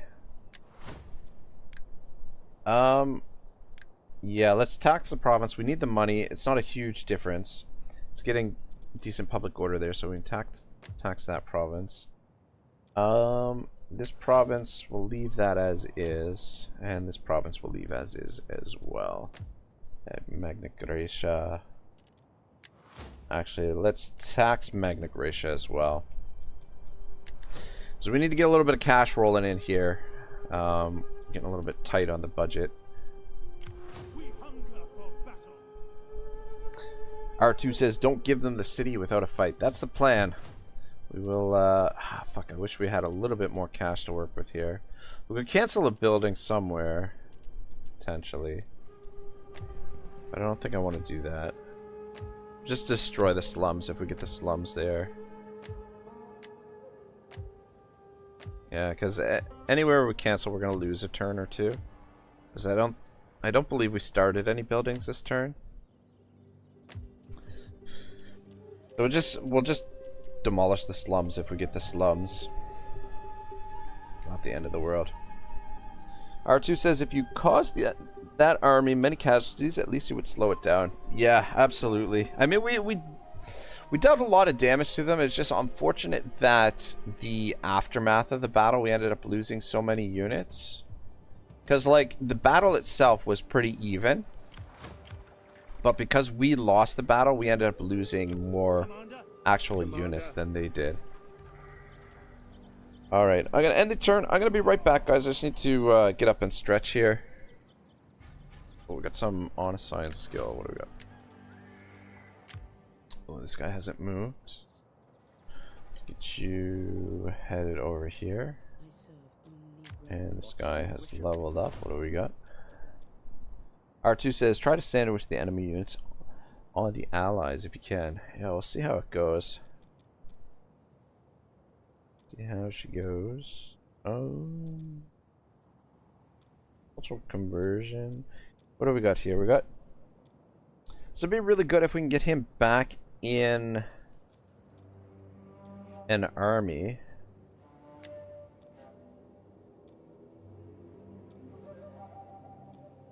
Same thing with that.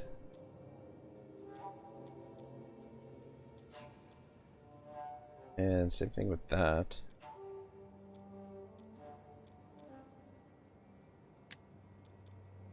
I don't think we can get the Empire maintenance. Because unfortunately we've... Yeah, we'd have to get that one. And then that's our last slot there. I think what we'll do... Let's just go conversion. And let's go with this, with the assumption that he'll end up back in an army at some point. Which he should. Once these armies come over here, we're going to drop them into the armies. I just didn't want to disband them and then re-recruit them. We would actually have them come back this way, but it's nice to see a little bit what's going on there. Anyway, guys, I'll be right back.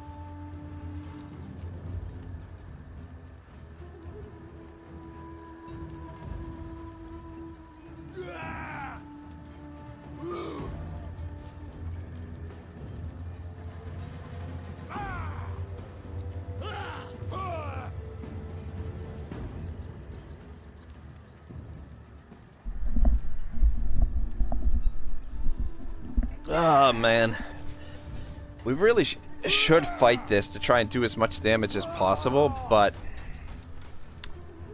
I don't know if it's worth the time that it's going to take to do that.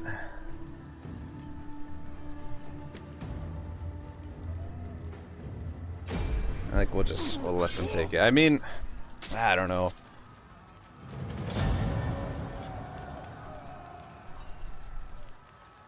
Yeah, I don't know. I mean, we might have been able to do more damage than that, but then again, maybe not. It's hard to say. These are a little bit dicey.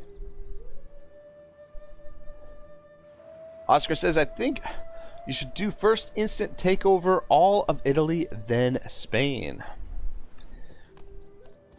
Yeah, I think, I don't know. I mean, this campaign scenario in particular, it's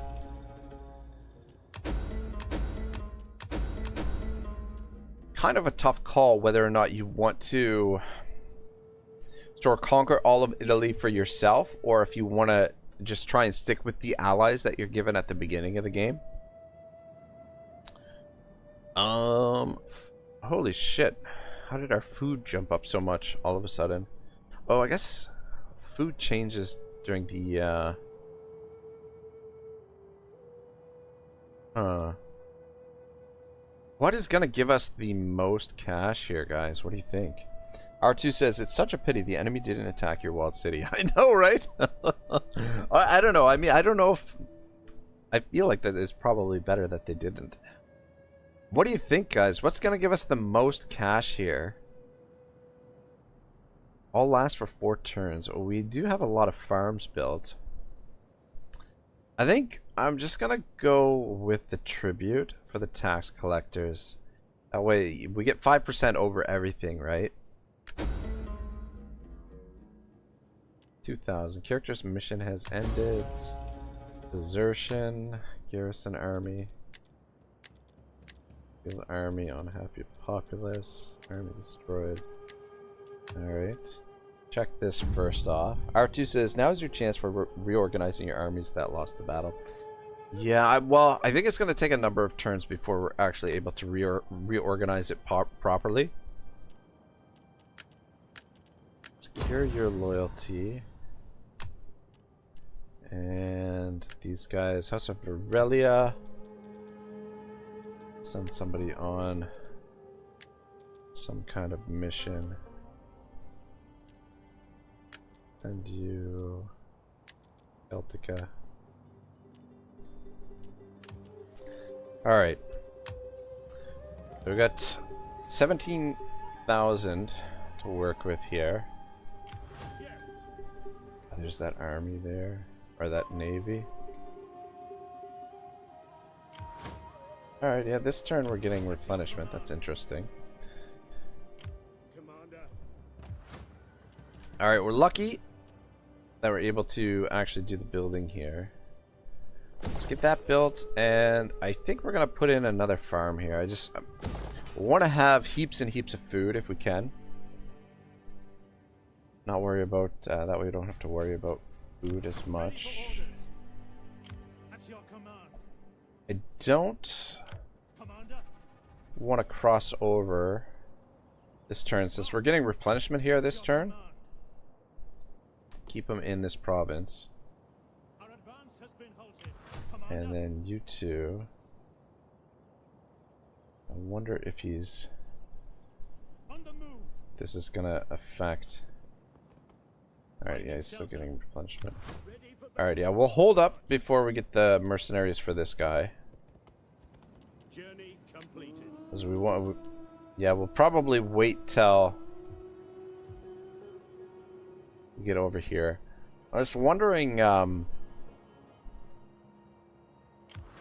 where we should make landfall. Potentially.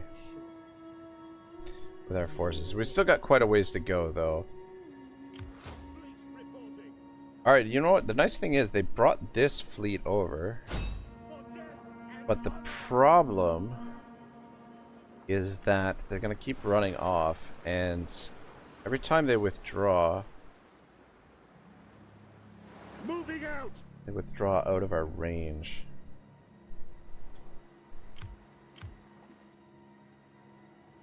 It is an honor. Can we initiate the fight here?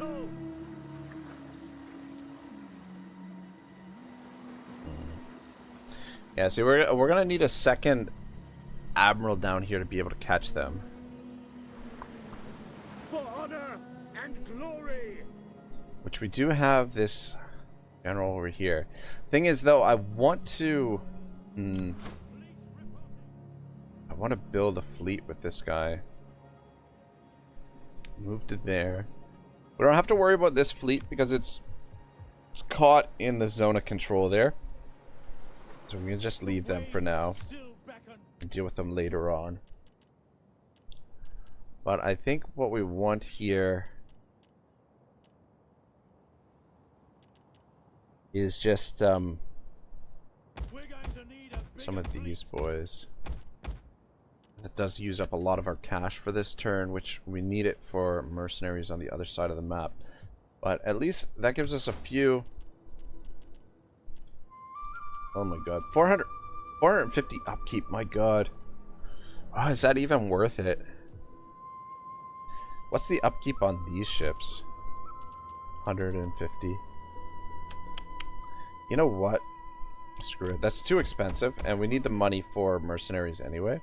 You just start making your way over here. I think navy-wise, maybe we'll just go with the cheap navy, because these ships, they've got their missiles, plus they can ram, so they'll have some use. They'll have some utility. Because I mean, 450 upkeep for a unit that's not even 200 unit models strong. So they just sacked this. We're not going to repair it because that'll be a waste of our cash. So these guys just avoiding us here, unfortunately. Do have enough movement to catch them though. They're not going to stand and fight though, that's the problem. Santa Maria. So they didn't even lay siege here. They are suffering attrition as well. At your command.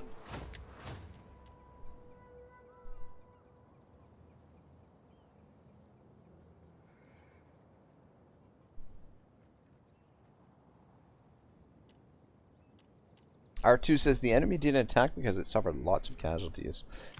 True. But I feel like they could have probably won if they had made the assault.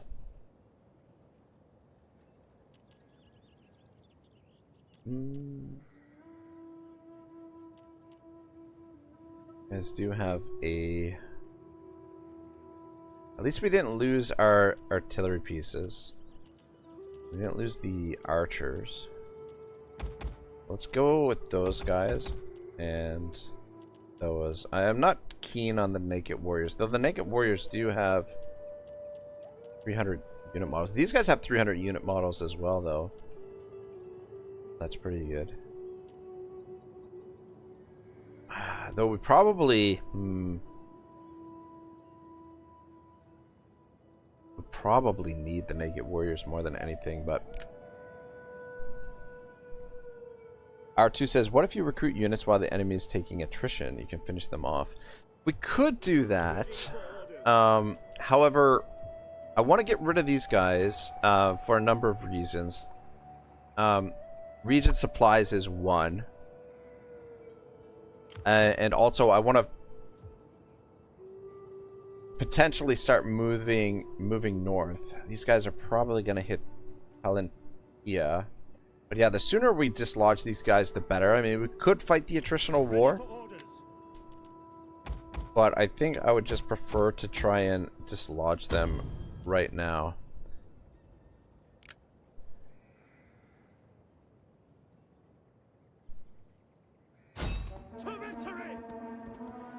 Oh, wow. They don't even want to stand and fight.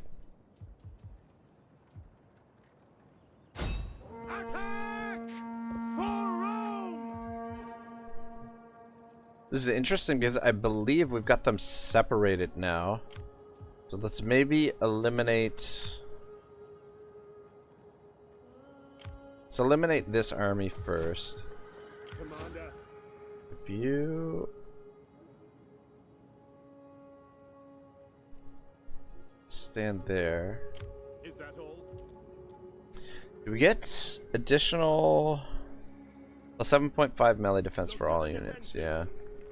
You know what? Son of a gun. That was... No wonder they did so well in that last battle. They were both in encampment stance. They got the bonus from being in encampment. Their base morale is a little bit down. But yeah, let's eliminate the larger of the forces first. And then we'll deal with the smaller force second.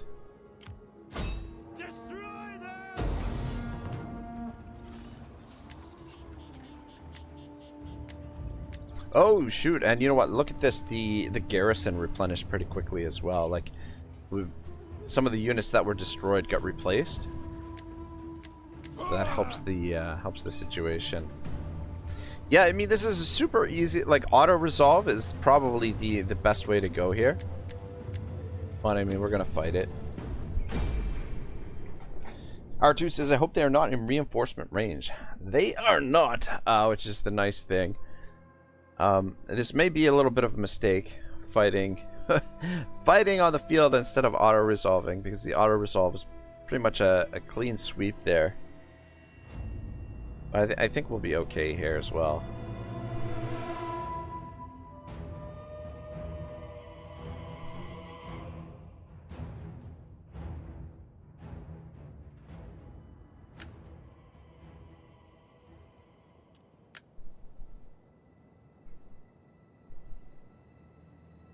Alright,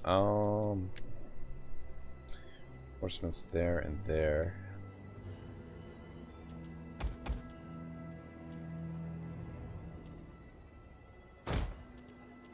Alright, again, because we have the artillery, they should come to us. Kind of maybe a little bit of a blessing in disguise. We end up getting these units with 300 unit models in them, so that's not half bad. General, try and keep the general out of the fighting this time around. We can go out and scout a little bit with these guys.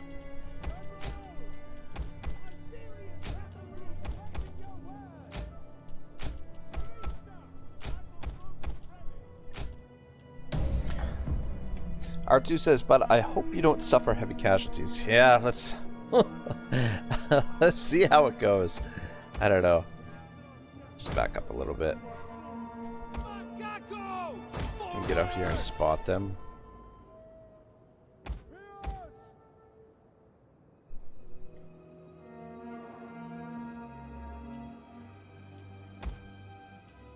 Commander, at your service. Riders advance! Sons of Mars! Ready! Scutari! Let's just Forward! attack the flank there. We will pierce their hearts! Position Warriors, there. move out! Alright, well,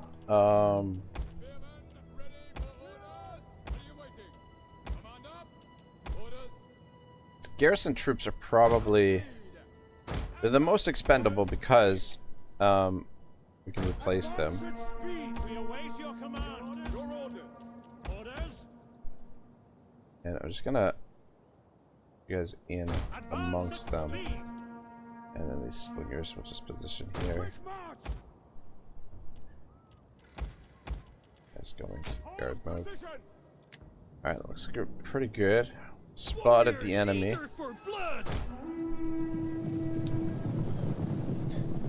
R2 says, remember your cavalry units can harass with the javelins. I think they only get one. I think they only have one. Yeah, one ammunition though. That's the only shitty thing. If we could take out their cavalry though, that would be nice. Those guys are gonna be taking us off fire at will. Iberian cavalry. Son of a bitch. I can't toggle them out of melee mode. Iberian cavalry. That's weird. Fire. Alright, you know what? Come up this way, see if we can get rid of their general potentially. Levy slingers. General. Just Levy. Ready. back it up a little. Ah, shit, that's not. General. Bowman. Just back it up a little bit. Ballista. Same with you guys. Quick march. And Iberian let's cavalry. see if we can get. Ready. We'll kill them all. Alright, you guys, go charge them. Equo. And then the two of you can deal with the. Just try and harass the general. Iberian cavalry. See if we can take him out first. R2 says use your garrison units as cannon fodders. Yeah. So what we're gonna try and do, we're gonna try and push the garrison units into there. Spears ready. Quick march. As they make their way over. Iberian cavalry. Heavy horsemen! Iberian warriors ready! These idiots. Advance at speed! Mounted death! Ready for battle! We have no fear! Riders forward!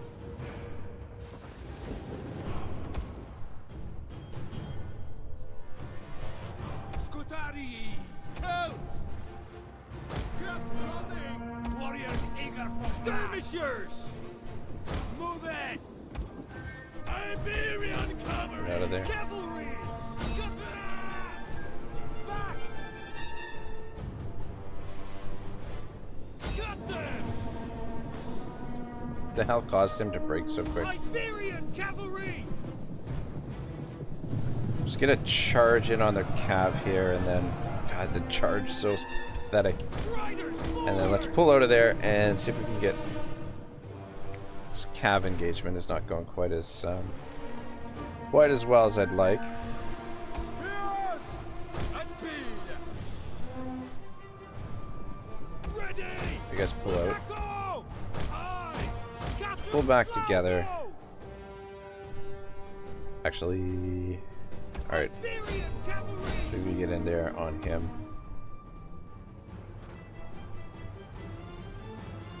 Scrappers ready! Forward! Melee warriors! Get running! Orders! Forward!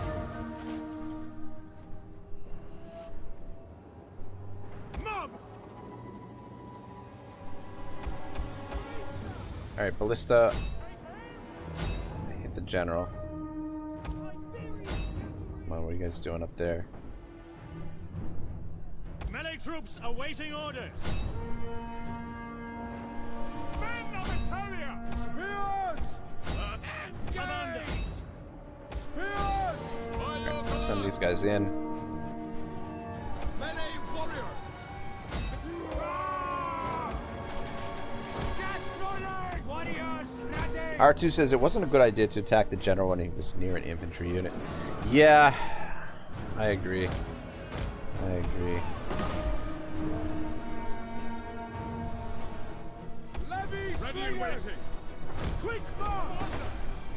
I was just hoping to do like a little bit of a hit and run there. Get out before the infantry did too much damage. Missiles awaiting target! They Alright. will bleed for Let's us! get in there. Sword! Let's get in there. Scutari!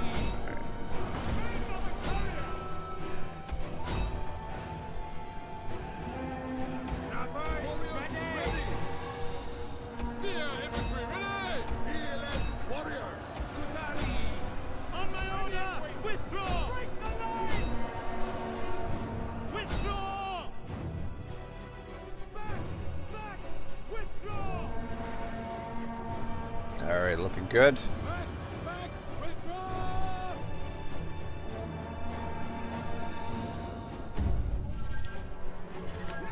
Alright, hopefully we didn't take too many casualties there. 444. Sorry, 443. That's more than I would have liked, but I think most of the casualties are on sort of some of the lower tier units and whatnot. So hopefully most of them are on the garrison.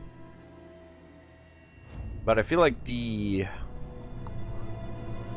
probably could have done a little bit better with the auto resolve, to be honest.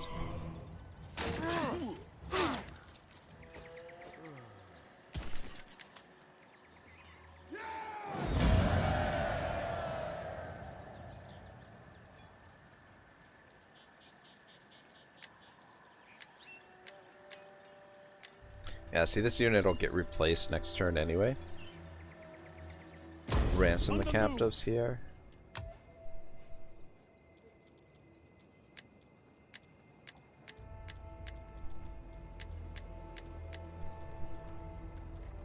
Personality report. Strategic mastermind, that's pretty good. Ready for orders! Tell them all! Ready Oh, for son of a bitch. At least this guy's got enough movement to do it. Alright, I think this one we will auto resolve. Just they're pretty diminished. I think we're. I don't think there's a whole lot of point. It's not going to be all that interesting of a fight. We got to fight with the bigger of the two forces. So I mean that's good. We got rid of 2 of their armies. Now the question is, how are we going to follow this up? Ready for orders. We hunger for battle. All right, let's get this upgraded. Yes, 6 turns though. Fuck. At your command. At your command. Ready for battle. March. Ready for battle. Advance. All right, so what we're gonna do is transfer these guys over and expand you for now. Ready for orders. Damn, I was hoping that would prevent the attrition, but at least. Fuck. Damn it! It did not. Total supply change is still -6. Commander.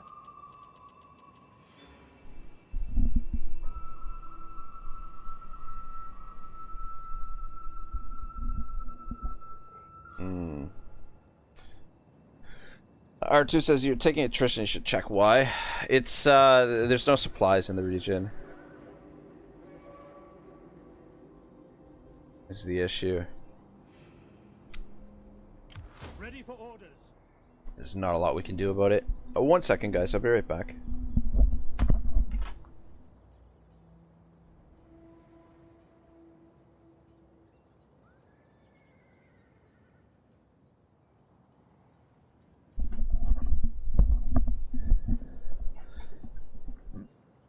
But at least we got the situation sorted. Population, what's the population situation? It's going down.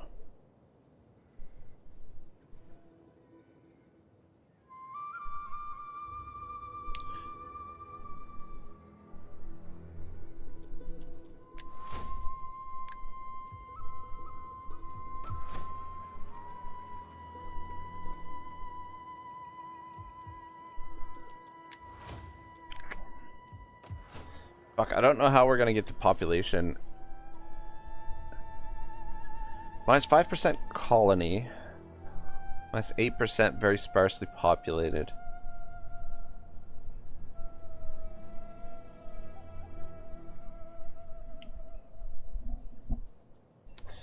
R2 says you should retreat from there for a time to where there are supplies. Yeah. What we might do is we might march into this province, potentially take on this army, but it would probably be too late, to be honest. So we might have to fall back over to here. Trouble is the supplies are not going to last. Yeah, we're running out of supplies over here because this army is over here. At your command. Ready for battle. Why is this guy's movement so shite? Alright, move you to there. Victory. And let's move you here. We want to kind of push him this way, I think. Because there's no way he's going to stand and fight. Yeah, he's not going to stand and fight. Ready for battle. We hunger for battle. And then if you...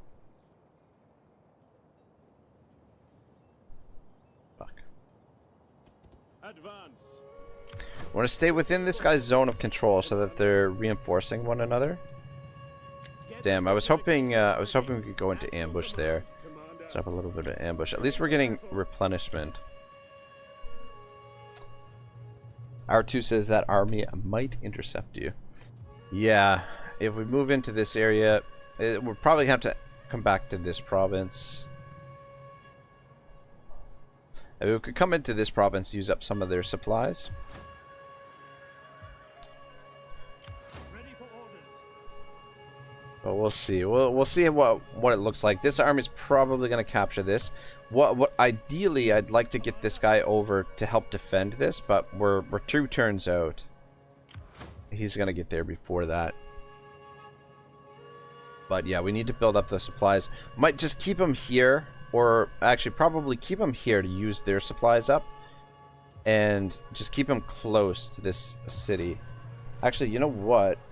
If we position him right there, it looks like he's still in range to defend the city here, and he's in their province. So that might actually be where we'd put him. Ready for battle. But nice thing is these guys are getting some replenishment here. We do have a big battle with these blokes coming up, and then we'll push forward to Aruna, their capital, and then head back this way. But we can recruit another army. Alright, you know what? Let's raise a force here, and let's bring you in. And we'll go with that, I guess. Hunger for battle. Minus 64 public order, good god.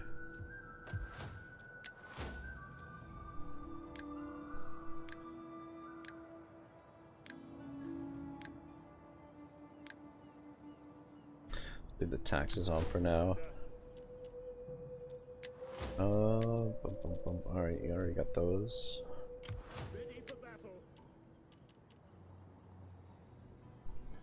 Grab a baggage train.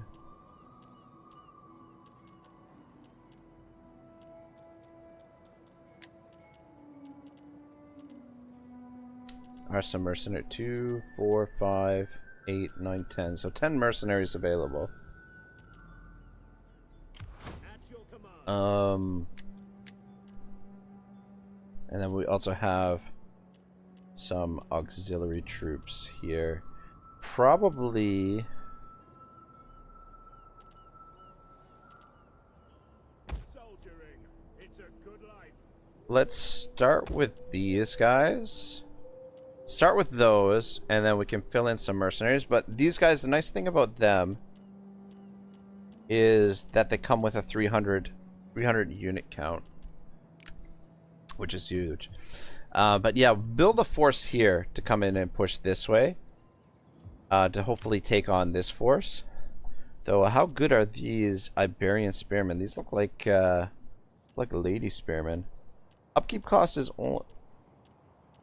only 65, so surely they can't be all that good. Upkeep cost is only 70 for these guys.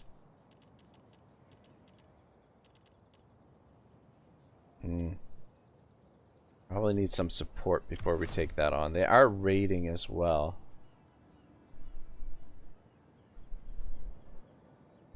R2 says you should build a supplies pit in each capital city and a granary pit in a minor city.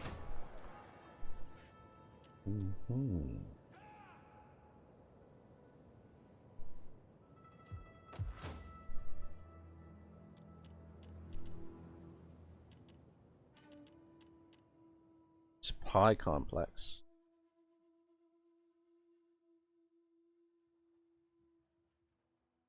Export food, eating, printing games, export food. Supply storage plus 200. Interesting.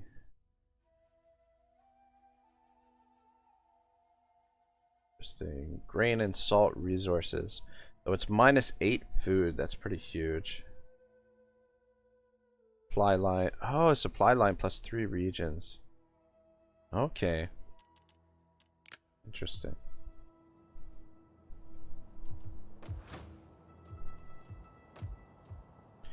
Alright.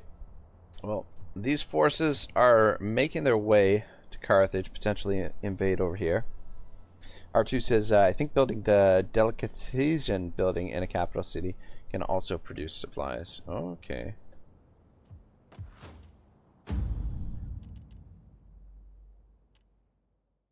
So I don't know. It increases the supply storage, and it increases the supply line plus 3 regions. Though I'm not entirely sure exactly how the supply lines works. But it doesn't increase the actual supplies per turn. Like it increases your storage for the supplies. But it does increase the supply line, which I guess the supply line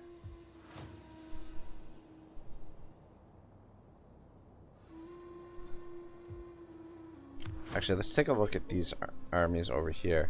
Yeah, I'm not entirely sure how the supply lines necessarily work. Supply line local. This army is supplied by the local region.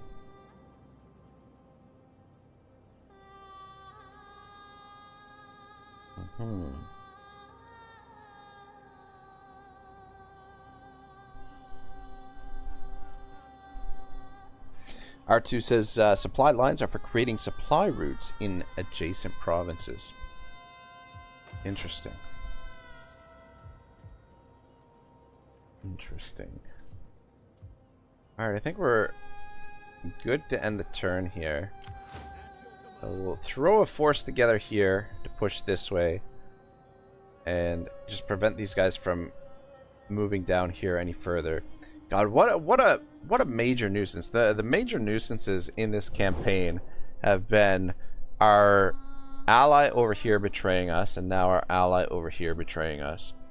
But I mean, on the bright side, it will consolidate this territory for us once we've eliminated them. But it's gonna take us a little bit of time to do that, unfortunately. But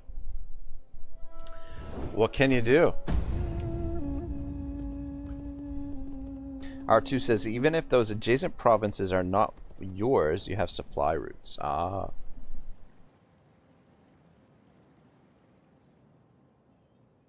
It's kind of handy. Ah, Shiza.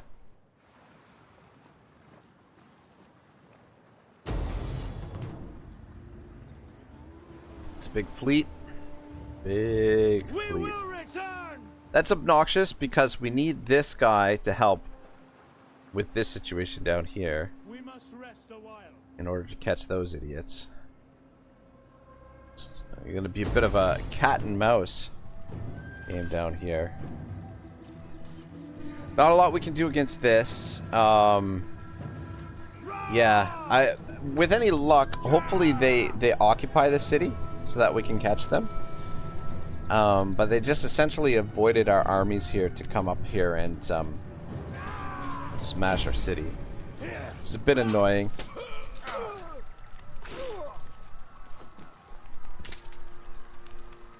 What can you do? Oh man, like no damage at all. R2 says, but those supply routes can be cut if an enemy army is besieging a city that has the supply pit or the granary pit. Ah, that's interesting.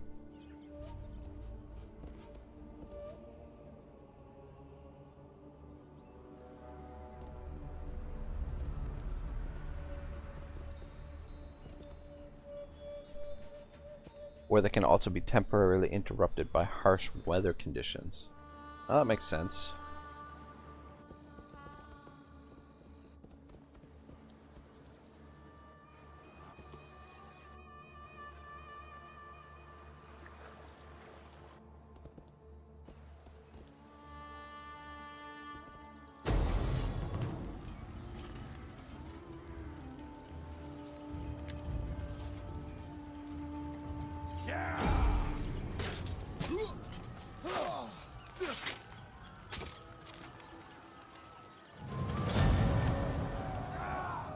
So they sacked it last turn and then occupied it this turn. I don't know if that's going to be worth their while.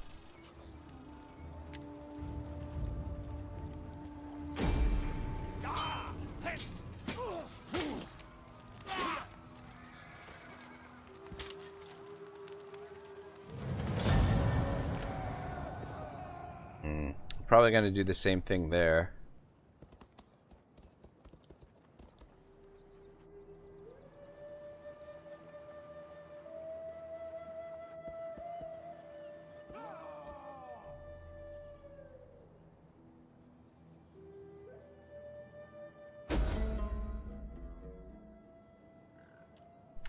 Consequence, your diplomat has betrayed you. Technology research penalty. You gotta be shitting me. Settlement sacked, return home. Concrete is finished, so that concrete will actually... Oh, a child is born. Mission failed. Whatever. Mission issued. Research and technology in the final category, and we get siegecraft. Eh.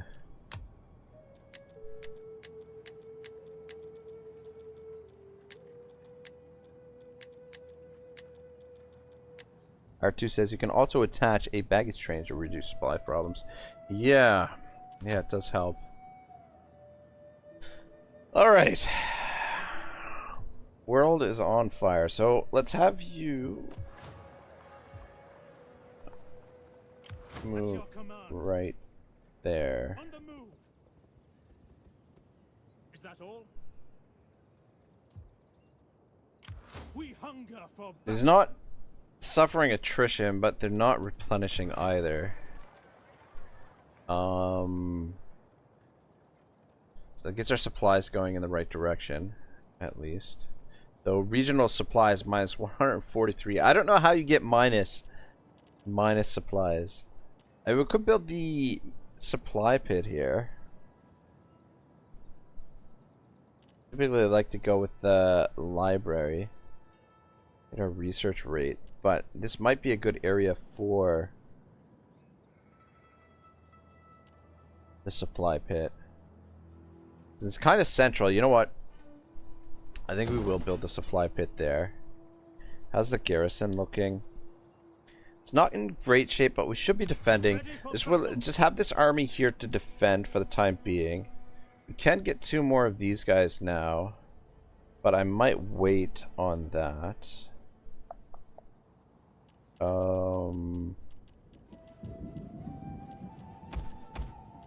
Yeah, I might wait on that. R2 says a fleet that has a supply ship that is near the coast can also supply your armies if they are not from the coast. Good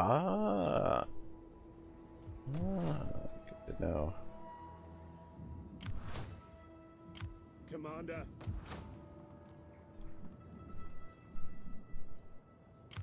We hunger for battle. There's plenty of supplies there. Problem is these bastards get away from us. Commander. Oh my god, why is this army's movement so shite?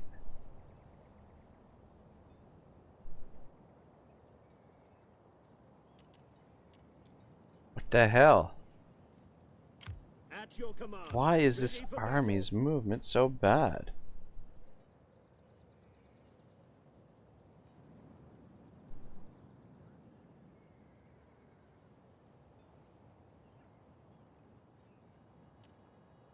I don't freaking get it. Oh man, there's a little bit of force there. At your command. Ready for orders. God damn it. Call this a garrison. We hunger for battle. Ready for battle. Though this, that's interesting. This army, it looks like they're caught in the zone of control here, so they have to attack this settlement again. The only issue is, Ready for orders. like, I really don't want to engage. Like, we could attack it with this army on its own, Commander. but I don't think that's a wise decision. Like, we really want to take advantage of having reinforcements available. Ready for orders. So At once. I think we'll let them take that, and then we'll retake it next turn. Actually, let's Commander.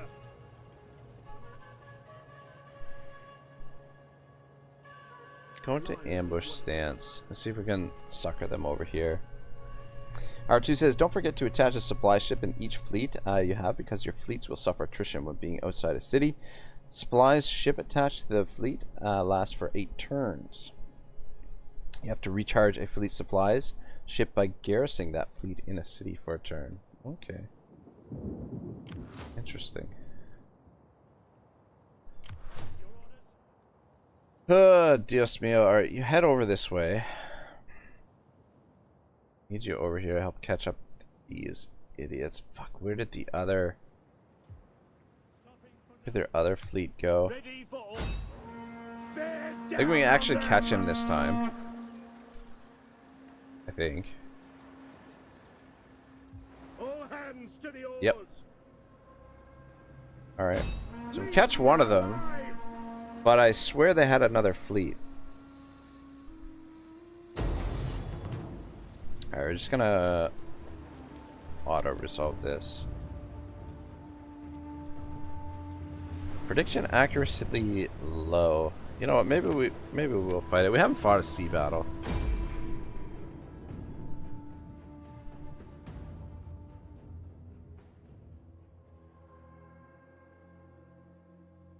The last thing we want is to lose this battle and not finish off this fleet. But the unfortunate thing is they have another fleet. R2 says you can see there in your fleet how many turns it has before suffering attrition. Got you.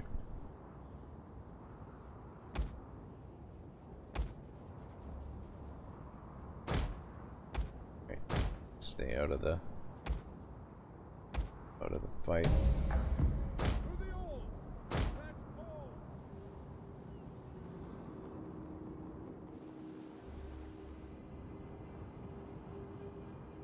God, I miss naval warfare and Total War. R2 says ram them all. I mean, we could ram them, or we just rely on our javelins potentially. Though they're probably gonna try and board our ships, to be honest. R2 says don't try to shoot them. Really?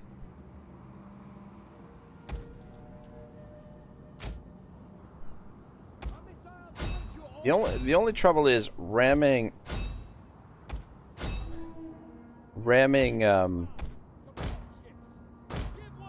like naval ships. A little bit tougher than ramming the regular ships.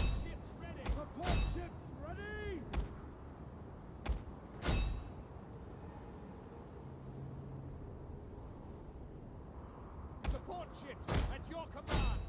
Ready and awaiting orders. Our missiles await your orders. Support ships ready and waiting at your command. Hack them down. Orders. At your command. Support ships. Down. Ready Let's keep and moving. awaiting orders. Our missiles await your orders. Ready and awaiting orders. Support ships at your Yeah, I think you're right. I think the ramming was the way to go there. Lost 39, but I think that's pretty acceptable casualties. Get rid of this fleet.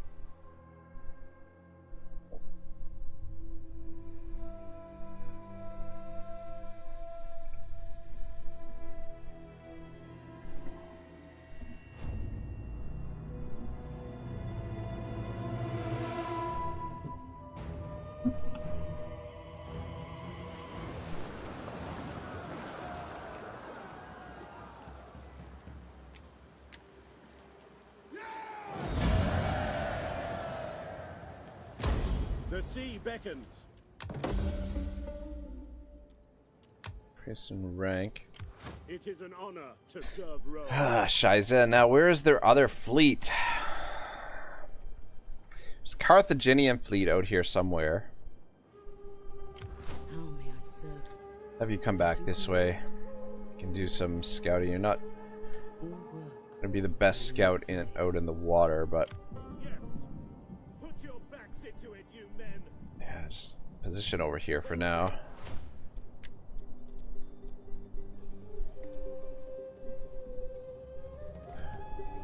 Shabal says, maybe shoot with the center and ram with the wings. You know what? That's not a bad idea for next time. R2 says, this is how you know how many turns your fleet has before attrition, by checking your admiral's information. Ah, okay. 4 turns before attrition. Interesting. Oh, dun, dun, dun, dun, dun. Select the fleet and check the admiral's info.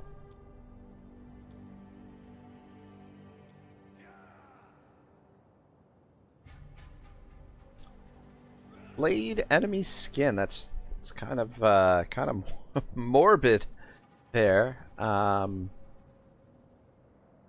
With the morale for all units. Pet sheep. We'll give him a pet sheep. For the additional morale. Morale is kind of important for naval units, I would think. Probably that for the additional authority, which is going to be important as well. Oh, you know what? One-eyed veteran sounds pretty good. Alright, yeah, go one-eyed veteran. And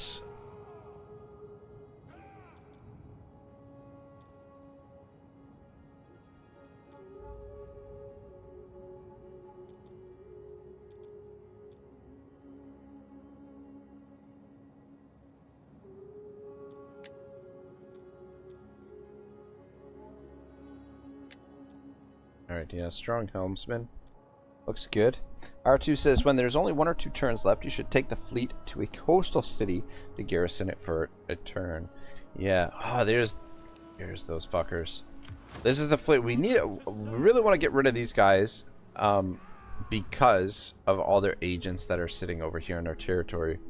Kind of obnoxious. We're going to have to be very, very careful when we make the crossing here because potentially the Carthaginians are out here. There's a big Carthaginian fleet somewhere in the area. Alright, yeah, let's we'll go with the cheaper ones.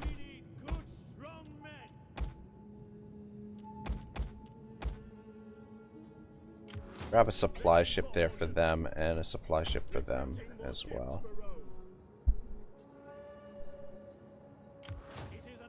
But yeah, try and get these fleets up to snuff because so the fleets, the supply ship on the fleets, will they supply the armies if they're in the region of the armies? Is that how it works?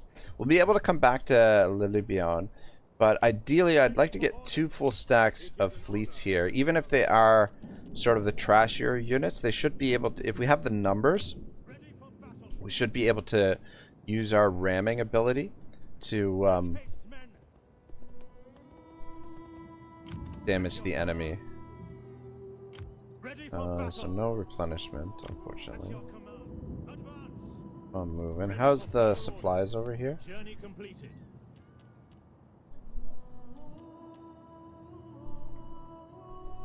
R2 says, that's why you shouldn't take your fleets too far away from the coastal cities if you're going to return within a few turns. They will supply your armies if they are not from the coast, okay? So they'll supply the armies if the armies are out in the water, is what I mean. And will they only, like, is it 1 for 1? Like, if I were to bring all 4 armies at the same time, would they supply all 4 of the armies or just 2 of them? You should bring your fleet near the coast, near the armies. So no, what I mean is when we make the crossing here, will they actually supply the armies when we're doing the crossing? Otherwise, I think we end up suffering attrition, right? I guess it's... We're not going to be able to bring all 4 armies at the same time, though, by the looks of things. Getting a little bit of replenishment here. It's good. These armies are basically back to full strength. Ready for orders. Ready for battle. Yeah, I'm just wondering if we should make landfall here first before we attack the main city, because the main city is going to be tough to take. But having said that, the main city would be it would be a great place to set up a base of operations. I don't know. We'll get our spy on the ground and scout a little bit first, but feel pretty confident if we can get 2 full stack fleets and 4 full stack armies over here. Feel like we'll have a pretty good opportunity to do some damage to the Carthaginians.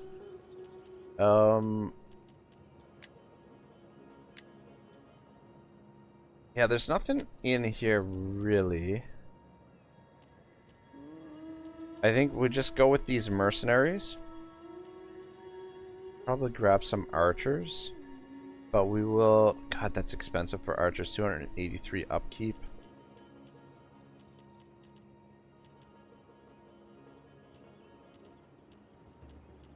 But yeah, probably just go with some archers. But yeah, we'll wait another turn or two before we recruit them. Alright, let's get back to working. Ah, fuck, this is 10 turns now. 3,800. Wonder if we should work on some other stuff. R2 says, just keep the armies close to the fleet when traveling through the sea. Okay.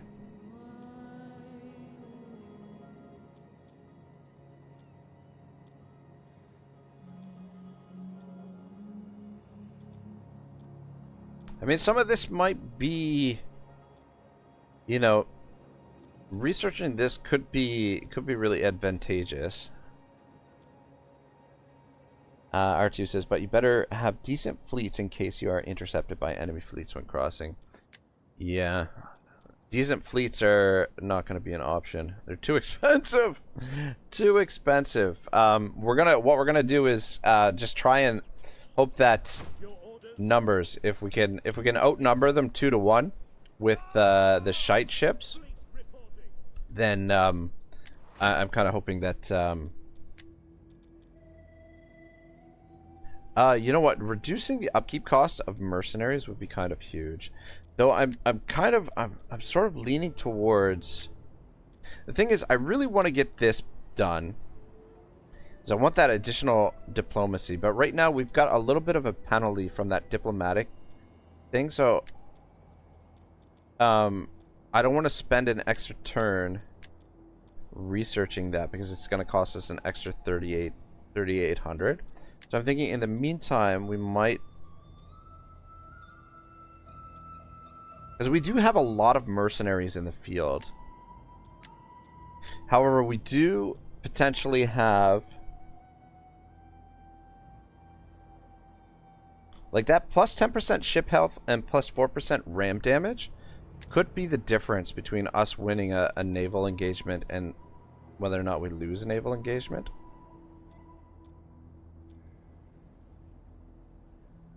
It's 8% damage to, could be important. We'll start with that one and then potentially do this because we do have a lot of mercenaries.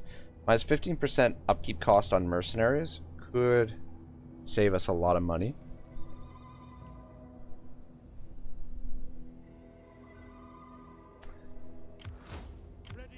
But yeah, the Carthaginian fleet is out there. I don't expect there to be, because this fleet is locked into place here, I don't expect there to be another fleet. I think it's probably just the one Carthaginian fleet. But we will have to try and make sure to keep an eye out for it. I think these two fleets should be able to destroy it if we can get them up to par without getting attacked. That Carthaginian fleet could be over here, so they might cancel our recruitment, but we'll wait and see. We'll wait and see how it goes.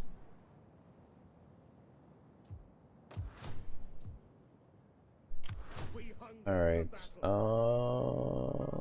Yeah, you should be okay to move to there. All right, continue recruiting over here. Grab a baggage train. Thing is, the AI doesn't need to recruit the baggage trains, which gives them a little bit of an advantage as well over us. R2 says, or scout the sea with a spy in order to make sure to avoid the enemy fleets. Yeah, we'll try and keep an eye out for that. Commander. Ready for orders. Shit, is this still... Oh, this is still the same turn. Alright, so he should be defending that, so if this army comes over here and attacks this, we'll have these forces to help as well. However, it's not in great shape, so maybe we should, in case they do get attacked, maybe we should grab these mercenaries here. So let's merge those two, and we'll hire these two and this guy. Hire those. It costs us a little bit extra money this turn, but it gives us more numbers, more troops. Take them on. Though I think they're going to have to attack this again, because I think they're stuck in the zone of control there. I expect these guys to retake this or to take that. But I am this province is not super valuable to us anyway. It's just kind of the lone settlement there. Ideally, we come around this way. We hold the line here at Numantia. Use this as our sort of our main base of operations, our hub here. We get the supplies up, that would be fantastic. And then retake the territory through here, eventually.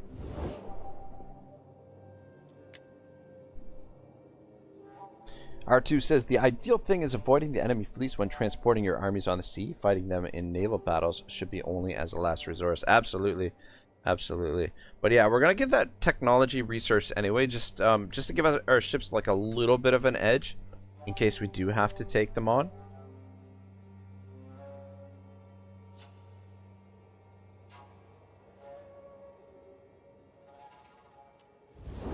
The story with these African factions down here.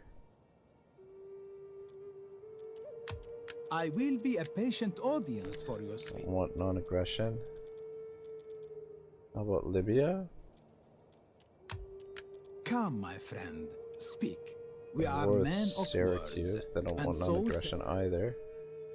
Oh, Massili. welcome, friend. Alright. African factions don't seem to like us a whole lot.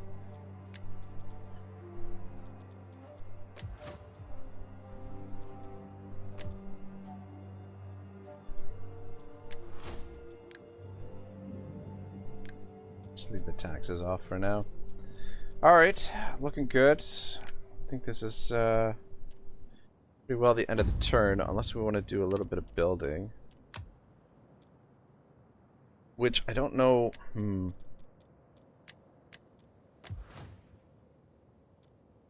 think it might be better to save a little bit of cash that we have right now. You know what? I'll get that built.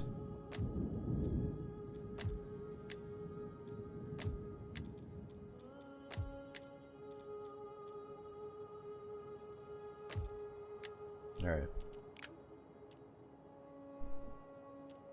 Some honest science skills.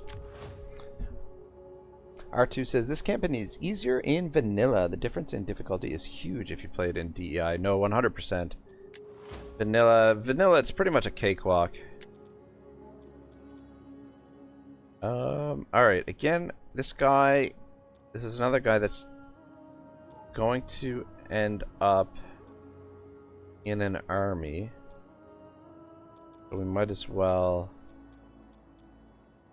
Okay, so we got the Empire maintenance here. We'll definitely go with that, and let's go with that. And that. Go. And then this dude is just here for the tax purposes. We'll go with that one. For those. What else do we have? Probably that. Ooh, that's pretty good too. Yeah, no, farming expert is pretty cool.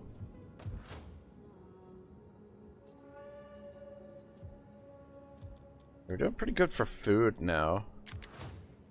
We have some agents that we didn't move. R2 says vanilla is for beginners in the game. Son of a gun. See, this is the problem with having allies, is they take territory that ideally you would want for yourself.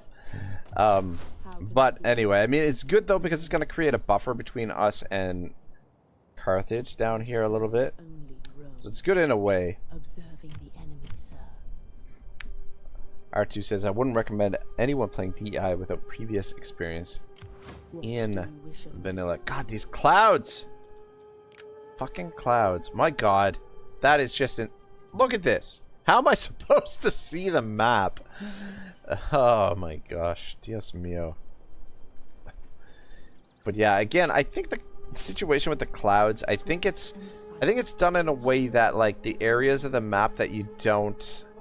that are, like, hostile are covered in more cloud cover. than other areas on the map. I think that's the way it's sort of meant to go. But yeah, we can't see shit there. But yeah, I think for now we're just gonna have to hold this province. This is a really defensible province though, because it's any armies approaching from the south have a long ways to go, and then we have the walled settlement in the center, and it kind of holds back this area. So right now we want to focus on retaking this territory and eliminating this faction, and then once that's done, then we can start focusing on coming down here with Carthage. And then in the meantime, these armies, we're gonna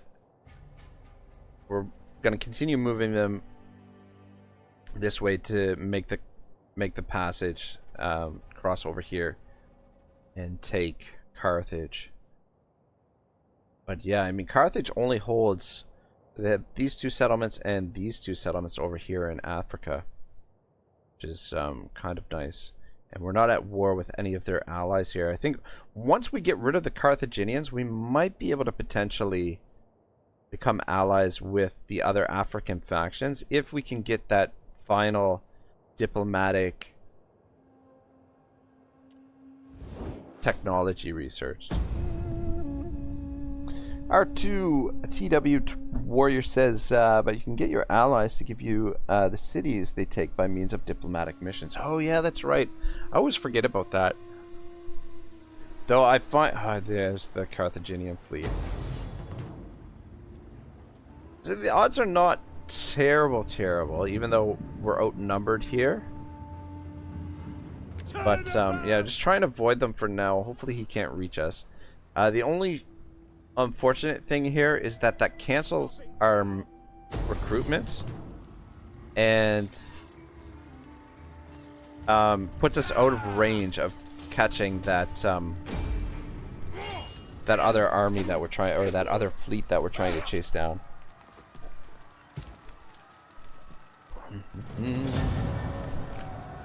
R2 says a person would suffer much if he plays DEI without enough experience in vanilla, without even informing himself about the DEI mechanics. Oh, you motherfuckers. Motherfuckers. 1800, we've got 2500. I'm gonna fight this because I feel like there's an outside chance we could win it here. The biggest issue is their range units, I think. They've got a lot of archers. We have slingers. And if we just had some cavalry. What is this? Alright, yeah, let's fight this.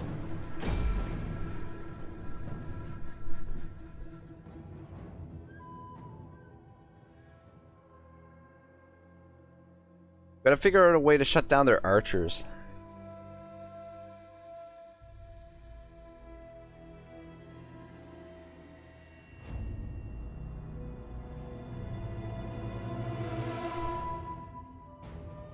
R2 says at least cause them damage. Yeah, that's the plan.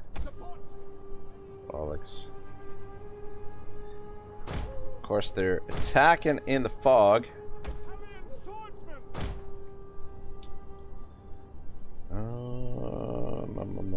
What do we got for troops here?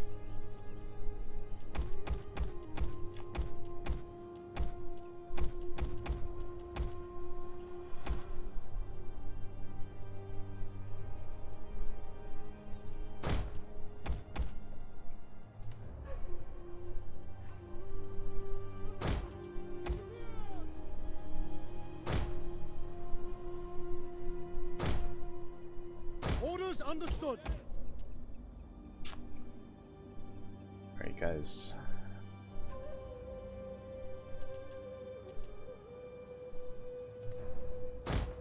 By your command. At your service. Men of Italia. Put there. Alright. What I'm gonna try and do is we're gonna try and catch their archers with these citizens here, and then finish the job with these infantry. That's what we're gonna try and do. We're gonna leave these guys up here concealed for now. By your command. Support And ships ready. guys, land here.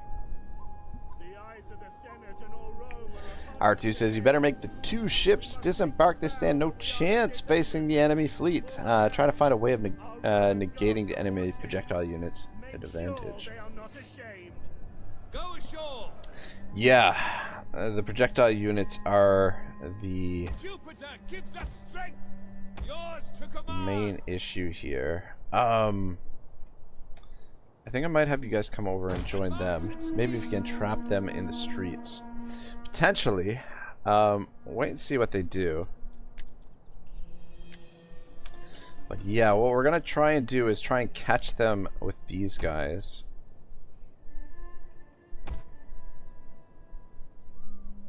Let's actually pull back to here for now. Let's see what they do, and you guys will be useful over here as well because you're a little bit faster. But yeah, these Italian citizens, what kind of speed? They've got speed 4. They have speed 2. These guys have speed 3. Yeah, so these guys are really fast. We're going to use them to catch them. And then we'll have you guys as support as well. These guys are fairly fast. What's, how fast are these guys? Oh god, there's 100 of them? Oh wait, no, 80 of them. Speed 3, yeah, so we'll definitely need these guys to catch them. Alright, let's slow it down. Are they all... ah, fuck, they're all ranged units. Fuck me sideways. I don't know... ah, man, I can't tell which ones are archers and which ones are the,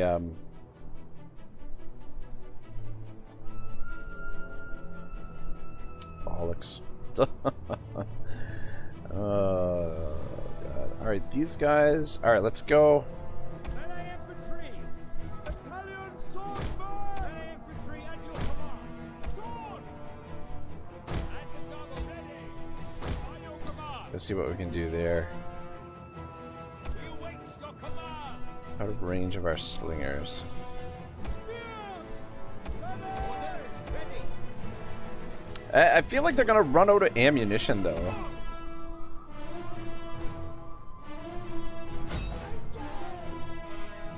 Italian swordsmen.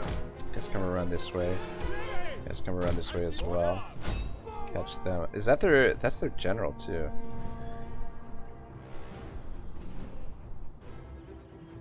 Spears. R2 says if you let them shoot your melee units, they would rout sooner or later. There's not really a lot we can do. At your service. These guys can't catch them. But the... oh man. Italian swordsmen. Ready. Oh man, these Italian citizens are getting shredded. Missile infantry and speed. Thing is, they might run out of ammunition. Spears. Alright, let's move up a bit and see if we can get our slingers into position here and see if we can hit them with the slingers. At speed. Levy. Shit, that's not what I By wanted to do. your command. Spear infantry ready. Ready.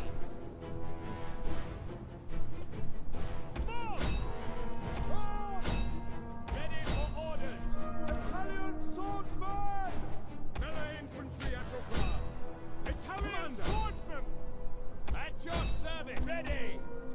Prepare to engage. Spears. Orders. Advance at speed. At the double. Ready and waiting. Double time. The thing is, our units are shielded. Ready for orders. Fuck, I don't want you to go that way. Come back around this way. Ready. Advance at speed. Commander. They run it like our units are going to be better in melee than theirs. So if they run out of ammunition, Yours to command. Ready. I should catch them over here. I don't know how much good it's going to do us. Though we could potentially pin them in there. Maybe we'll try and do that. You guys come out this way. Not you. guys head that way. Maybe we can pin them in there. At your service. Spears. Ready and waiting. Yes, Commander. Just shoot at them. Mob. Melee troops. Orders. Italian swordsmen. Ready. Fire on the enemy. Your orders. Keep moving. Spear infantry at your command. Yeah, we might be able to corner them back there. I don't know. And let's get you out here too. Spearmen at the ready. Spears. Yeah, then we actually been able to engage them. Don't know how well this is gonna go though. Your orders. Let's shoot at them. Men of Italia. I mean, Ready and waiting. Yours to command. fuck. Men of Italia. Back it up. Orders. Advance at speed. Missiles ready and waiting. At your service. Spears. We await your command. Italian swordsman. The swordsmen are doing their thing. Let's see if you guys can catch them. Advance. Ready and waiting. Swords. Spear infantry ready. Missile infantry ready. We await your command. Shooting. Levy. Shooting. Spears. Ready for orders. Men of Italia. Yeah, I was surprised. Actually, quite surprised that they allowed us to catch them in melee. That they would have just kited us. Swordsman. R2 says with 2 cavalry units you would stand a chance. Yeah, 2 cavalry units would have been fantastic for this fight. I think you have to be aggressive when the enemy has superior amount of projectile units. Your melee units are not Hastades or nor Principes for withstanding the enemy projectiles with Testudo mode. Orders. At your service. Fuck, we're starting to waver here a little bit. Proud Romans all. Italian swordsman. And now they're running, Swords. and unfortunately, Infantry ready. Ready and waiting. fuck, get shot in. Spearmen ready for orders. Ready and waiting. Ready. Moving. Yeah, it's not looking good. Not gonna lie, it's not looking good at all. Commander. There's too many of them. But I mean, at least we're wearing down this fleet. Like, we should be able to potentially take this fleet on Yours to command. We await your with our fleet now. Now that we've worn them down a bit. At your service. We await your command. Spears. Yes. Forward. It's too bad these guys broke. Oh, come on, man. Seriously? Italian swordsman. That guy broke. Italian swordsmen are doing really well, but we just don't have enough of them. Your orders. Alright, guys. At speed. Back up and go to shoot at them. R2 says at least the fleet will end up being crippled. That's the hope anyway. I don't know. Melee infantry. It's hard to say how much damage we've gotten done to them here. Spears. Not as much as I would have liked. But yeah, a couple of cavalry units would have done wonders here. These fucking archers. Spears. Melee infantry at your command. Swordsman. Slingers. Spears. At forward. Ready. Yeah, see, they got us outnumbered numerically in terms of like units, so they're just able to, you know, anytime we get engaged into combat, they can shoot us in the flanks, right, with their other units. I mean, numbers wise, the numbers were pretty close initially, like starting the engagement. I don't know, had I been a little bit more aggressive at the beginning, maybe we would have stood a better chance, but I don't know. Got a little bit of damage in on them anyway. Can he finish off that fleet later before it replenishes? Let's hope so. Yeah, a few units got wiped out. Oh, these were slingers. I thought the... Oh, no wonder. No wonder. I thought these were... I thought they had javelins, and archers.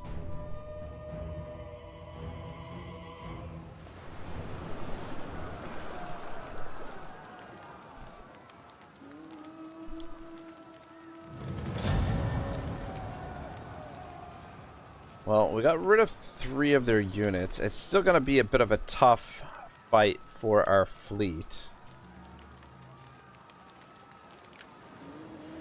It gives us a bit of a better chance. If they occupy this, though, which they didn't. I was going to say, if they occupy this, we've got armies coming over here that can take them out.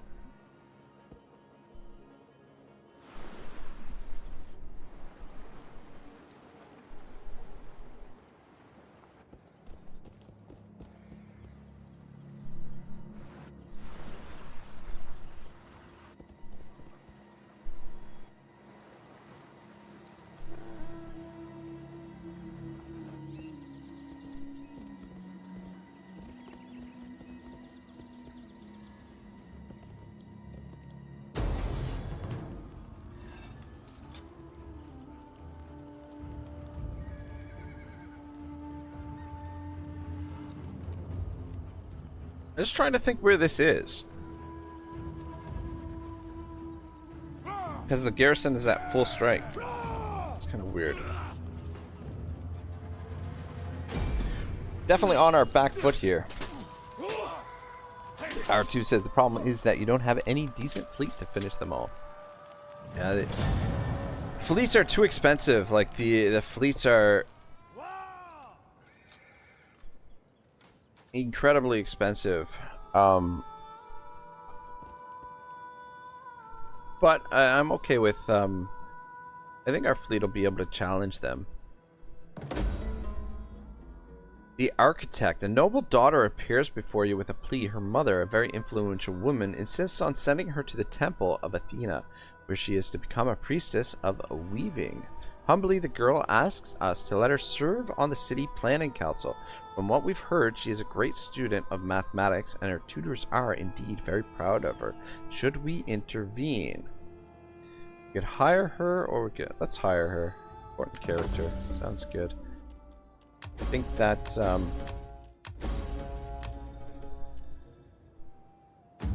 should give us another character over here. She... Okay, yeah, they're all married. I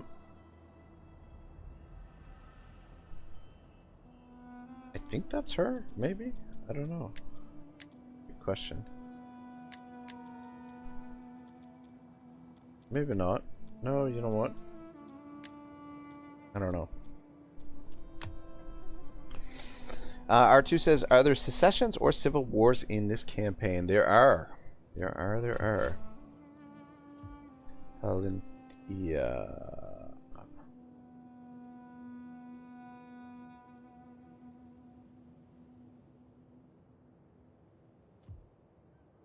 It's weird that the garrison was full strength when they attacked that. That's so weird. They did occupy this. That's exactly what we wanted them to do. Commander. Ready for orders. So we'll be able to retake it.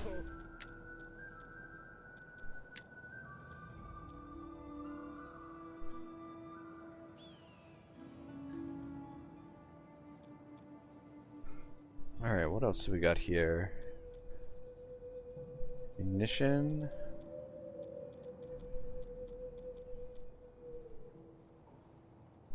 Campaign movement range. Campaign movement range is always good.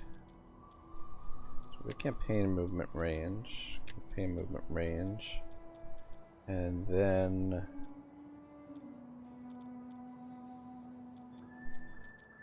which one of these reduces upkeep cost?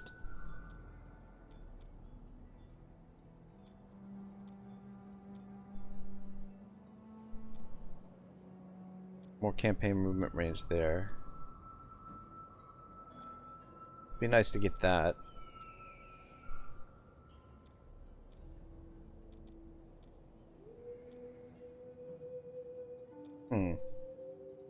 Replenishment is nice too.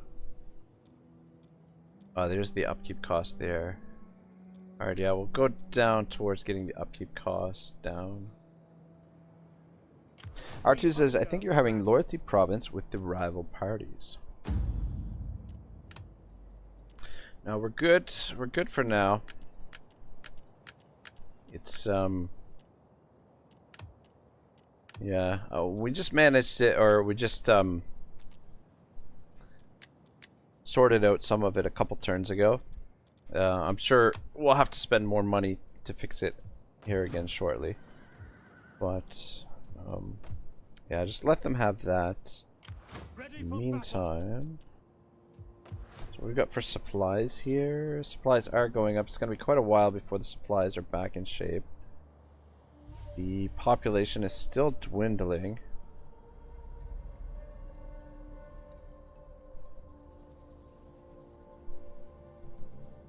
Extremely sparsely populated. That's the main issue there. Ready for orders. Let them cower before Rome. Laying siege to the settlement. At your command. Right there. R2 says, did you get to know that the DEI team is working for a new version of the mod? They launched a beta version where they did an overhaul to the Rise of the Republic DLC. I hope it doesn't take long before launching the definitive new version. That's interesting. You there, get to work.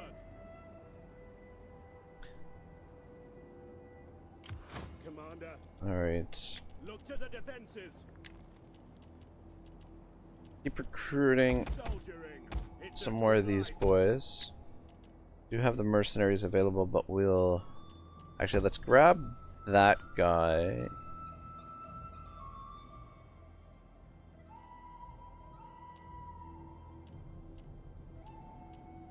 Damn. 400 upkeep cost for that. Actually, alright, yeah. Grab those. I don't think we'll pick up those. But I'm kind of hoping that these guys get replenished. That we'll be able to get another archer, potentially.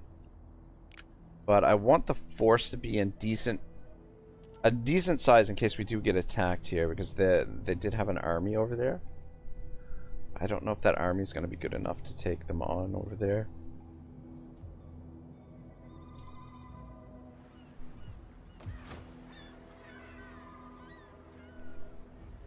Your orders? Your orders? So at least we did get these guys recruited. Serve Rome. Yes.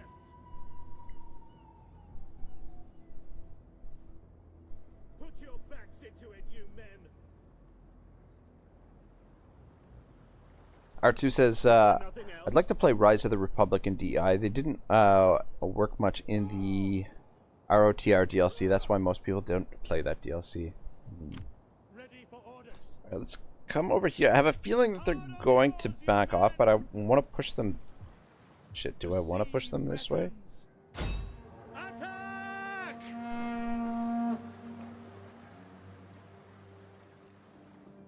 Fuck's sake. Gotta be shitting me. Gotta be shitting me. Alright, well,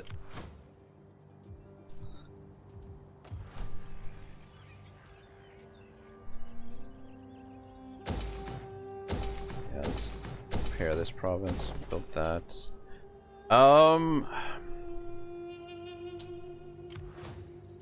Yeah, I mean, they could attack Messina. We hunger for battle. March. Ready for orders. Make haste. Potentially. I mean, we could leave an army behind to defend it. We could also attack Boxium here as well.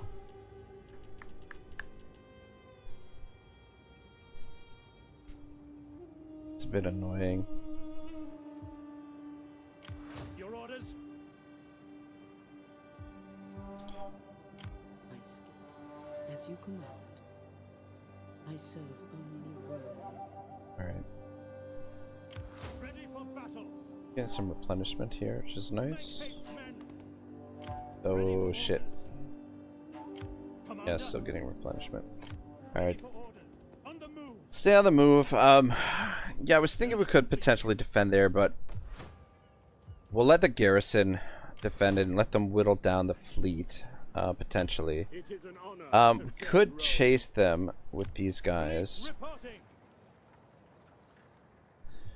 but I want to track down that the goddamn man. Yes. Yeah, the thing is, I don't know if it's worth it to chase them down. As I mean,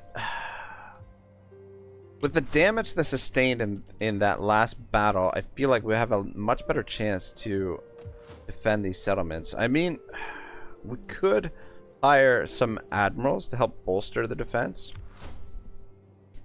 but that might just get them killed. God damn! Look at the at our income now. All this recruitment, mercenaries and whatnot. Because it would really be nice to get rid of this faction if we can find their fleet, which we've kind of lost track of. Yes. Fleet reporting. Fleet reporting. All hands to the oars. For honor and glory. Right there. Stopping for now. Can't recruit there. It is an honor to serve Rome. Yeah, you know what? Just stay here. Moving out. Stay within the zone of control here. Put your backs into it.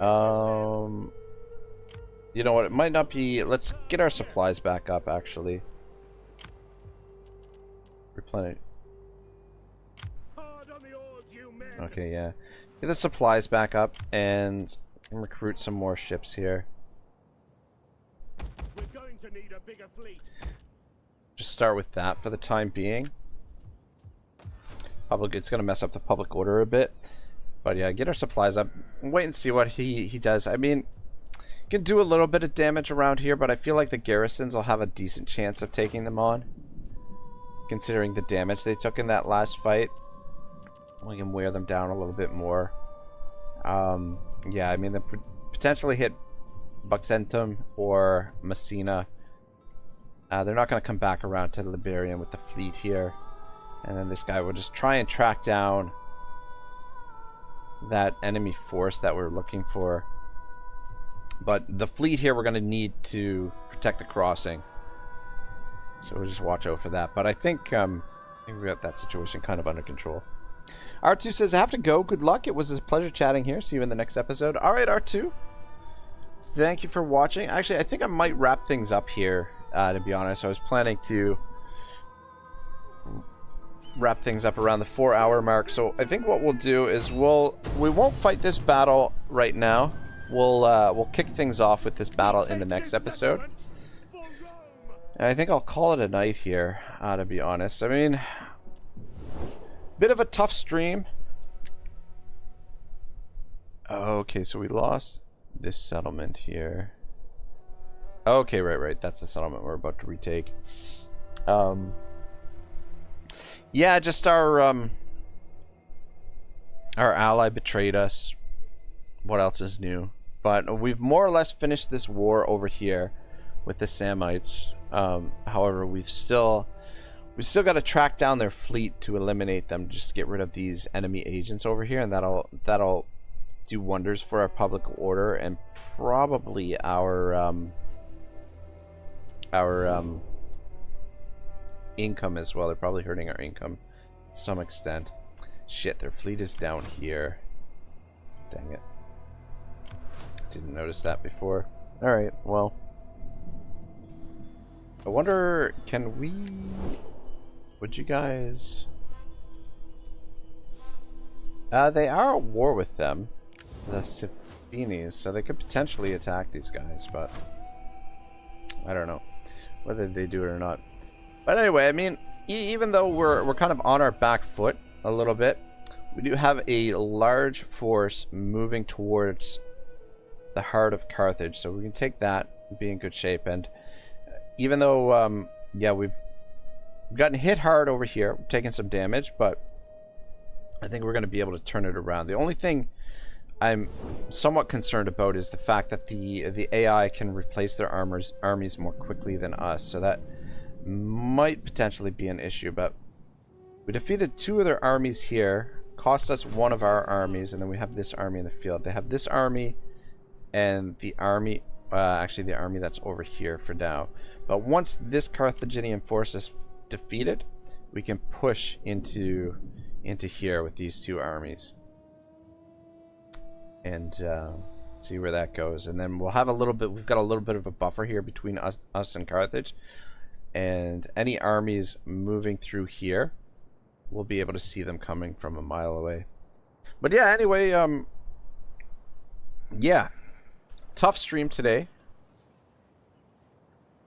Gave us a hard time, but I think things are slowly coming together. I mean, Divide at Impera, it's a more of a marathon than a sprint, so we'll be back to this campaign sooner or later. I think if I stream tomorrow, it'll be in the evening, and it'll probably be Warhammer if I do stream tomorrow. But anyway, guys, thank you so much for